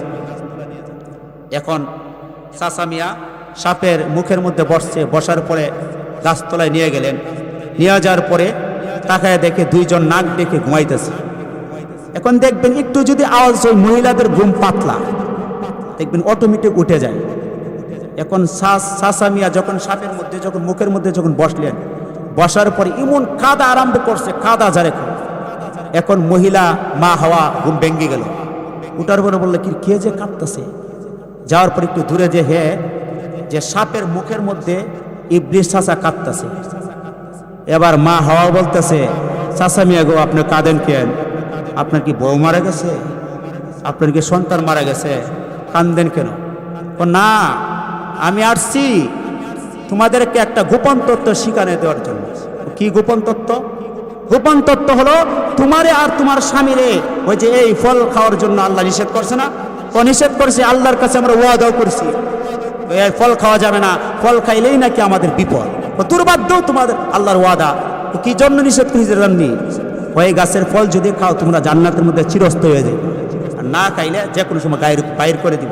এই জন্য আল্লাহ না করছে, কি ফান্দা দিচ্ছে। এখন মা হাওয়া বলতেছে, আল্লাহ তো বলছে যে সাসামিয়া তো যে কোনো সময় কুমন্ত্রণা দিব, আপনি এটাই নাকি শয়তানি নাকি? ইবলিস চিন্তা করলো, এখন যদি আমি কোনো ক্রমে যদি আমার আশা যদি পূর্ণ না হয়, তাহলে তো আল্লাহ আর কোনোদিন আমাকে এই ক্ষমতাটা দিবে না। এখন ইবলিস সর্বপ্রথম জান্নাতের মধ্যে কসম কেটলেন। এমন ইবলিস ডাক দিয়ে বলতেছে, وَقَاسَمَهُمَا إِنِّي لَكُمَا لَمِنَ النَّاصِحِينَ।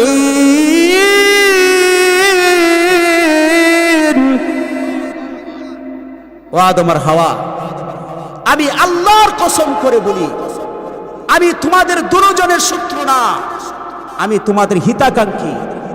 আমি ধারণা করছি আমি তো দুনিয়াতে চলে যাব, তো দুনিয়াতে যাওয়ার আগে তোমাদের একটা ভালো কাজ করে দেব। ভালো কাজটা কি? তোমাদের দুজনকে জান্নাতের চিরস্থায়ী করে দেব। এই জন্য আমি তোমাদের কাছে আসছি। এখন যখন ইবলিস যখন কসম কেটে বললেন, মা হাওয়া বিশ্বাস করে বলছে, তাই মনে হয়, তা না হলে আল্লাহ না করলো কেন? এখন মা হাওয়া কি করলেন, কি এবার ফল খাওয়ার জন্য এবার আঙ্গুর গাছের নিচে চলে গেলেন, ফল খাবে। গন্ধম গাছের নিচে চলে গেলেন ফল খাওয়ার জন্য। আর আমার আবার যখন মা হাওয়া যখন গন্ধম গাছের নিচে যখন ফল খাওয়ার জন্য চলে গেলেন, এবার মা হাওয়াকে গাছটা দেখে এবার 5টা ফল সহ ডালটা নিজেই ঝুঁকে পড়লাম। এবার মা হাওয়া যখন গাছ থেকে যখন ফলটা যখন ধরতে লাগলেন, কিছু উঁচা হলে ফলটা ধরা যায়, আর ফলটা ধরা যায় না। দেখবেন যুবক ভাইয়ারা যারা আছে, একটা গাছের ফল যদি পারতে চায়, আদাত উপরে যদি উঠতে হয় তাহলে ফলটা পারা যায়, ধরা যায়, কিন্তু আদাত উপরে উঠলে ধরা যায়, কিন্তু ধরা যায় না। একটুখানি উপরে উঠলে ধরা যায়। ওই ফলটা পারার জন্য ওই কৌশলটা অবলম্বন করলো। এবার যখন যুবক ভাই দেখবেন ফলটা পারার জন্য দেখবেন যখন ধরা যায় না, বিদ্যা আঙ্গুল দিয়া একটু অনেক ভর দিয়া দাঁড়ায়া যায়, দেখবেন যে বিদ্যা আঙ্গুল দিয়া যখন একটু ভর দিয়া দাঁড়ায়া যায় অটোমেটিক সে 8 আঙ্গুল উপরে উঠে যায়, ঠিক না বলেন? মা হাওয়া এই পথ অবলম্বন করলেন, ফলটা পাওয়ার জন্য বিদ্যা আঙ্গুলের মধ্যে চাপ দিলেন। যে মাত্র ফলটা যখন ধরলেন, ধরার সাথে সাথে এরকম ভাবে যখন ফলটা ধরলেন, জান্নাতি পোশাক মাথার 4 ভাগের 1 ভাগ খুলে গেলাম, পায়ের আমার এবার মুখের পোশাকগুলো খুলে গেল। এই যে ফলটা ধরতে লাগলেন, ধরার সাথে সাথে এবার কুড়ি পর্যন্ত হাত, এবার কাপড়টা চলে আসলো। মা হওয়া যখন পাওয়ার মধ্যে উকিজিয়া যখন ফলটা ধরতে লাগলেন, এবার টাকনু পর্যন্ত এবার জান্নাতি পোশাক খুলে গেল। এই যে পোশাক খুলে গেল, ফলটা পেরে যখন একটা ফল যখন মা হওয়া যখন খুলে খেয়ে ফেললেন, আর 3টা ফল আদমের জন্য নিয়ে গেলেন। যেই মাত্র জান্নাতি ফলটা যখন খেয়ে ফেললেন, সাথে সাথে চার মধ্যে শরীরের মধ্যে গাম চলে আসলো, বাথরুম চলে আসলো, পায়খানার প্রস্রাবের বেগ চলে আসলো। কারণ জান্নাত হলো পবিত্র, জান্নাত হলো পবিত্র। জান্নাতের মধ্যে কোনো বাথরুম নাই, জান্নাতের মধ্যে কোনো বাথরুম পাওয়া যাবে না। জান্নাত হলো পবিত্র, কারণ ফলটা খাওয়ার কারণে তার পায়খানার বেগ চলে আসলে প্রস্রাবের বেগ চলে আসছে। এই জন্য আল্লাহ বলে দিলেন, এই ভাইয়েরা আমার শুনে রাখেন, যেহেতু জান্নাতের ফলটা খেলেন, ফলটা খাওয়ার কারণে বাথরুম চলে আসছে, এই জন্য আমার আল্লাহ পাক রব্বুল বলে দিলেন, এই পৃথিবীর মানুষরা শুনে রাখো, আজকে উজুর উপর সাইডটা কোথায় থেকে চলে আসছে, কিন্তু জান্নাতের মধ্যে কোনো বাথরুম ছিল না, জান্নাত ছিল পবিত্র। ফলটা খাওয়ার কারণে কিন্তু পায়খানা চলে আসছে, ঠিক না? ফলটা খাওয়ার কারণে কিন্তু পায়খানার বেগ চলে আসছে, বাথরুম কিন্তু পবিত্র ছিল। এখন আপনাদের প্রশ্ন হয়, হুজুর পায়খানা করি এক রাস্তা দিয়ে, আর উজু করলে পায়খানার রাস্তা পাক হয়ে যায়, তার কারণটা কি চিন্তা করছেন?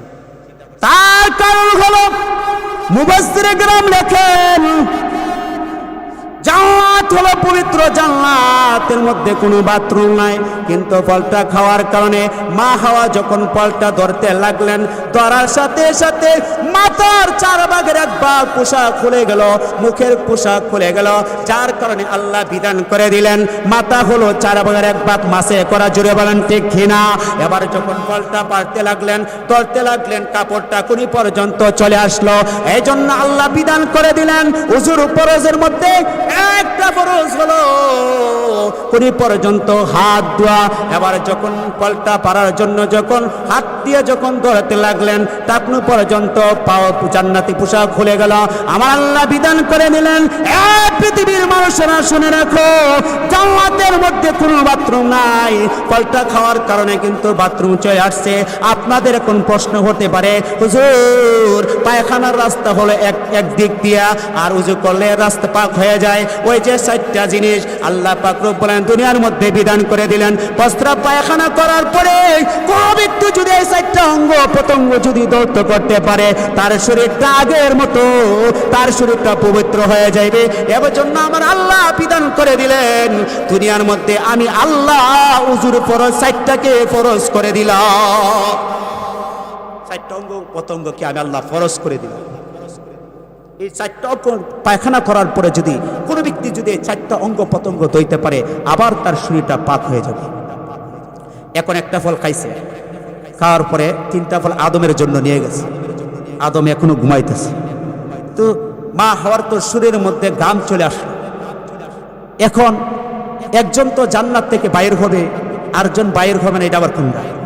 হঠাৎ করে চোখের একটা এই গামের একটা ফুটা আদমের চেহারা বরাবর পড়ে গেছে। আদম ঘুম থেকে লাফ মেরে উঠলো, কি তোমার চেহারার মধ্যে গাম কেন, পানি কেন? এখন মা হাওয়া বলতেছে, বলে দেখেন আপনি তো আবার 2 লাইন বেশি বুঝেন। কেমনি বেশি বুঝলাম?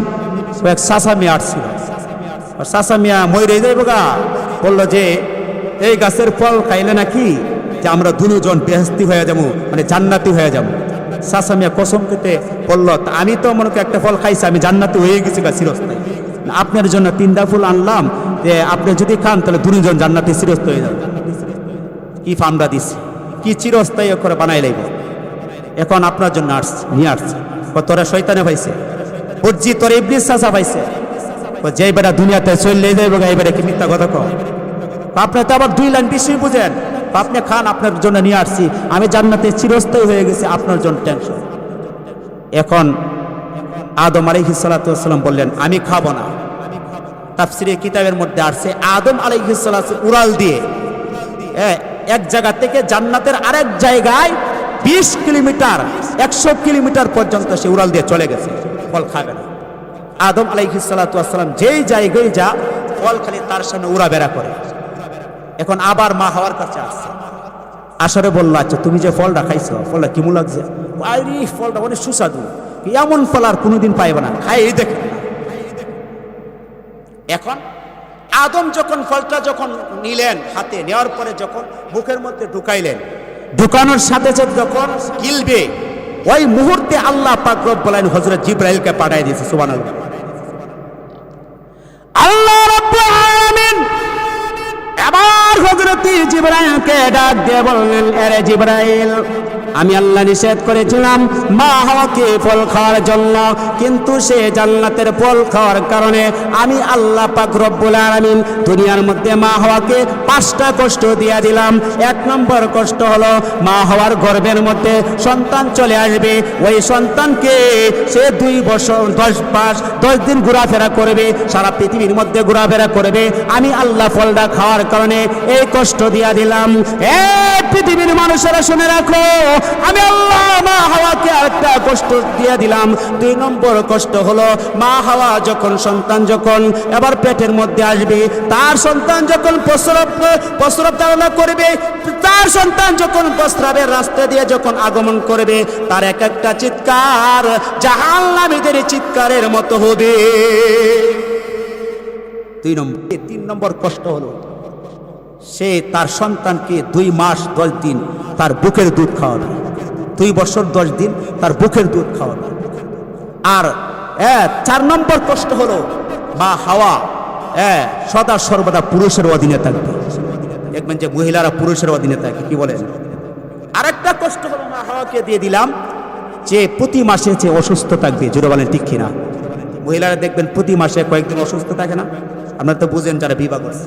এই 5টা কষ্ট ফলটা খাওয়ার কারণে দুনিয়াতে আমি আল্লাহ দিয়ে দিলাম। এখন তো মনে করেন আদম আলাইহিস সালাতু ওয়াস সালাম ফলটা এরকম ভাবে মুখে নিছে, নেওয়ার পরে যখন মুখের মধ্যে দিলেন, যখন মুখে একটা সাবান দিবে, আল্লাহ পাক জিবরাইলকে পাঠিয়ে দিছে। জিবরাইলকে পাঠিয়ে দিলেন, এবার জিবরাইলকে বলে দিলেন আরে জিবরাইল, মা হাওয়া যখন জান্নাতের ফলটা যখন খাওয়ার কারণে দুনিয়ার মধ্যে আমি আল্লাহ 5টা কষ্ট দিয়ে দিলাম। জিবরাইল যারে যা আমার, এবার জিবরাইল যারে যা, আদম কিন্তু ফল খায় নাই, ইচ্ছা করে খায় নাই, তাকে বাধ্যতামূলক খাওয়ানো হচ্ছে।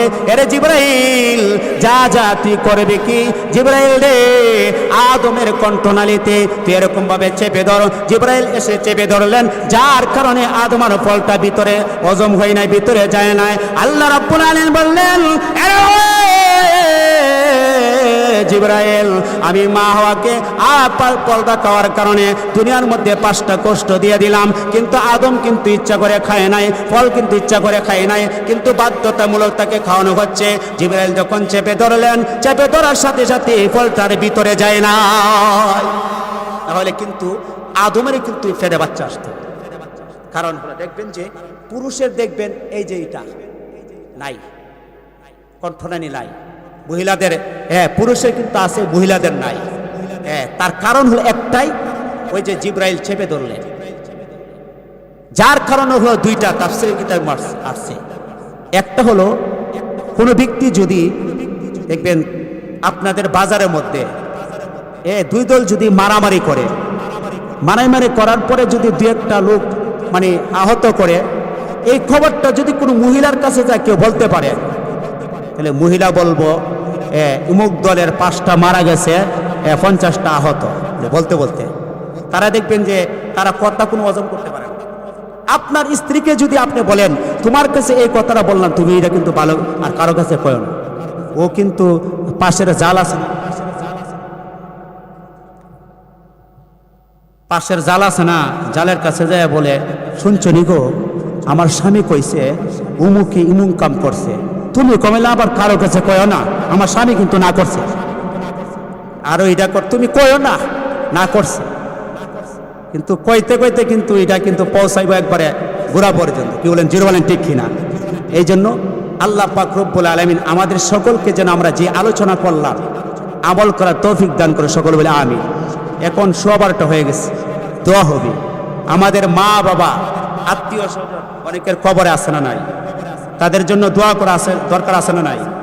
যে আমরা যারা দুনিয়াতে আসছি একদিন কি দুনিয়াতে থাকবো, সবাইকে অন্ধকার কবরে যেতে হবে না হবে? আজরাইল কি আছে না নাই?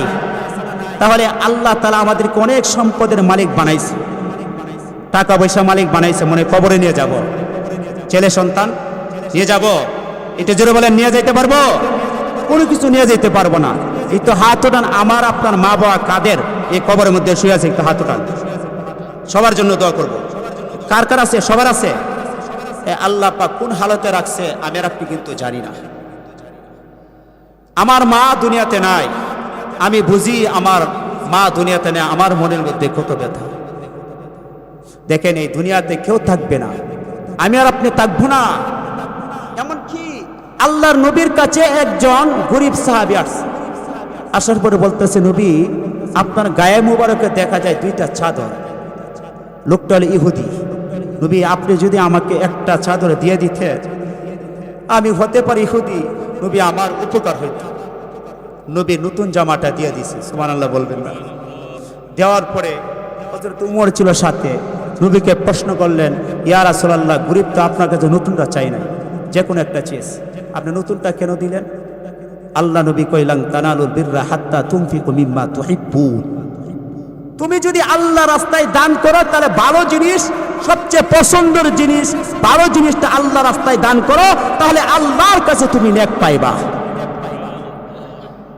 তাহলে আল্লাহ রাস্তায় আমরা দেই, মসজিদের মধ্যে সিরাটে আছে না, সিরা টাকাটা দিই, গরিবদের সিরা টাকা দিই।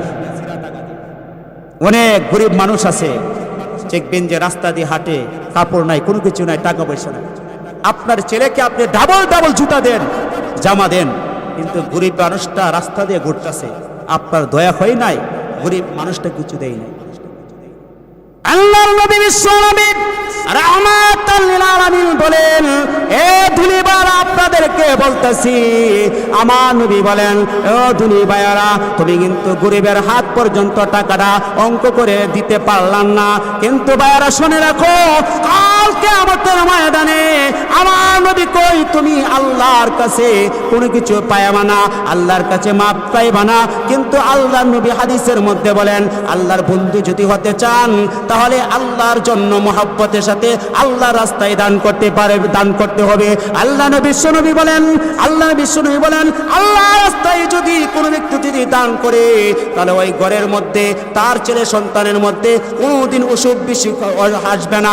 এমনকি মহান আল্লাহ আপনার আমার হায়াতকে দান করার কারণে হায়াতকে বাড়ায় দিবে। কে কে হায়াত চায়? হাত উঠান, একটু জুড়ে হাত উঠান। হায়াত কে কে চায়? আমার সন্তান সুখে থাকুক, অ্যাক্সিডেন্ট না হোক, কে কে চাই?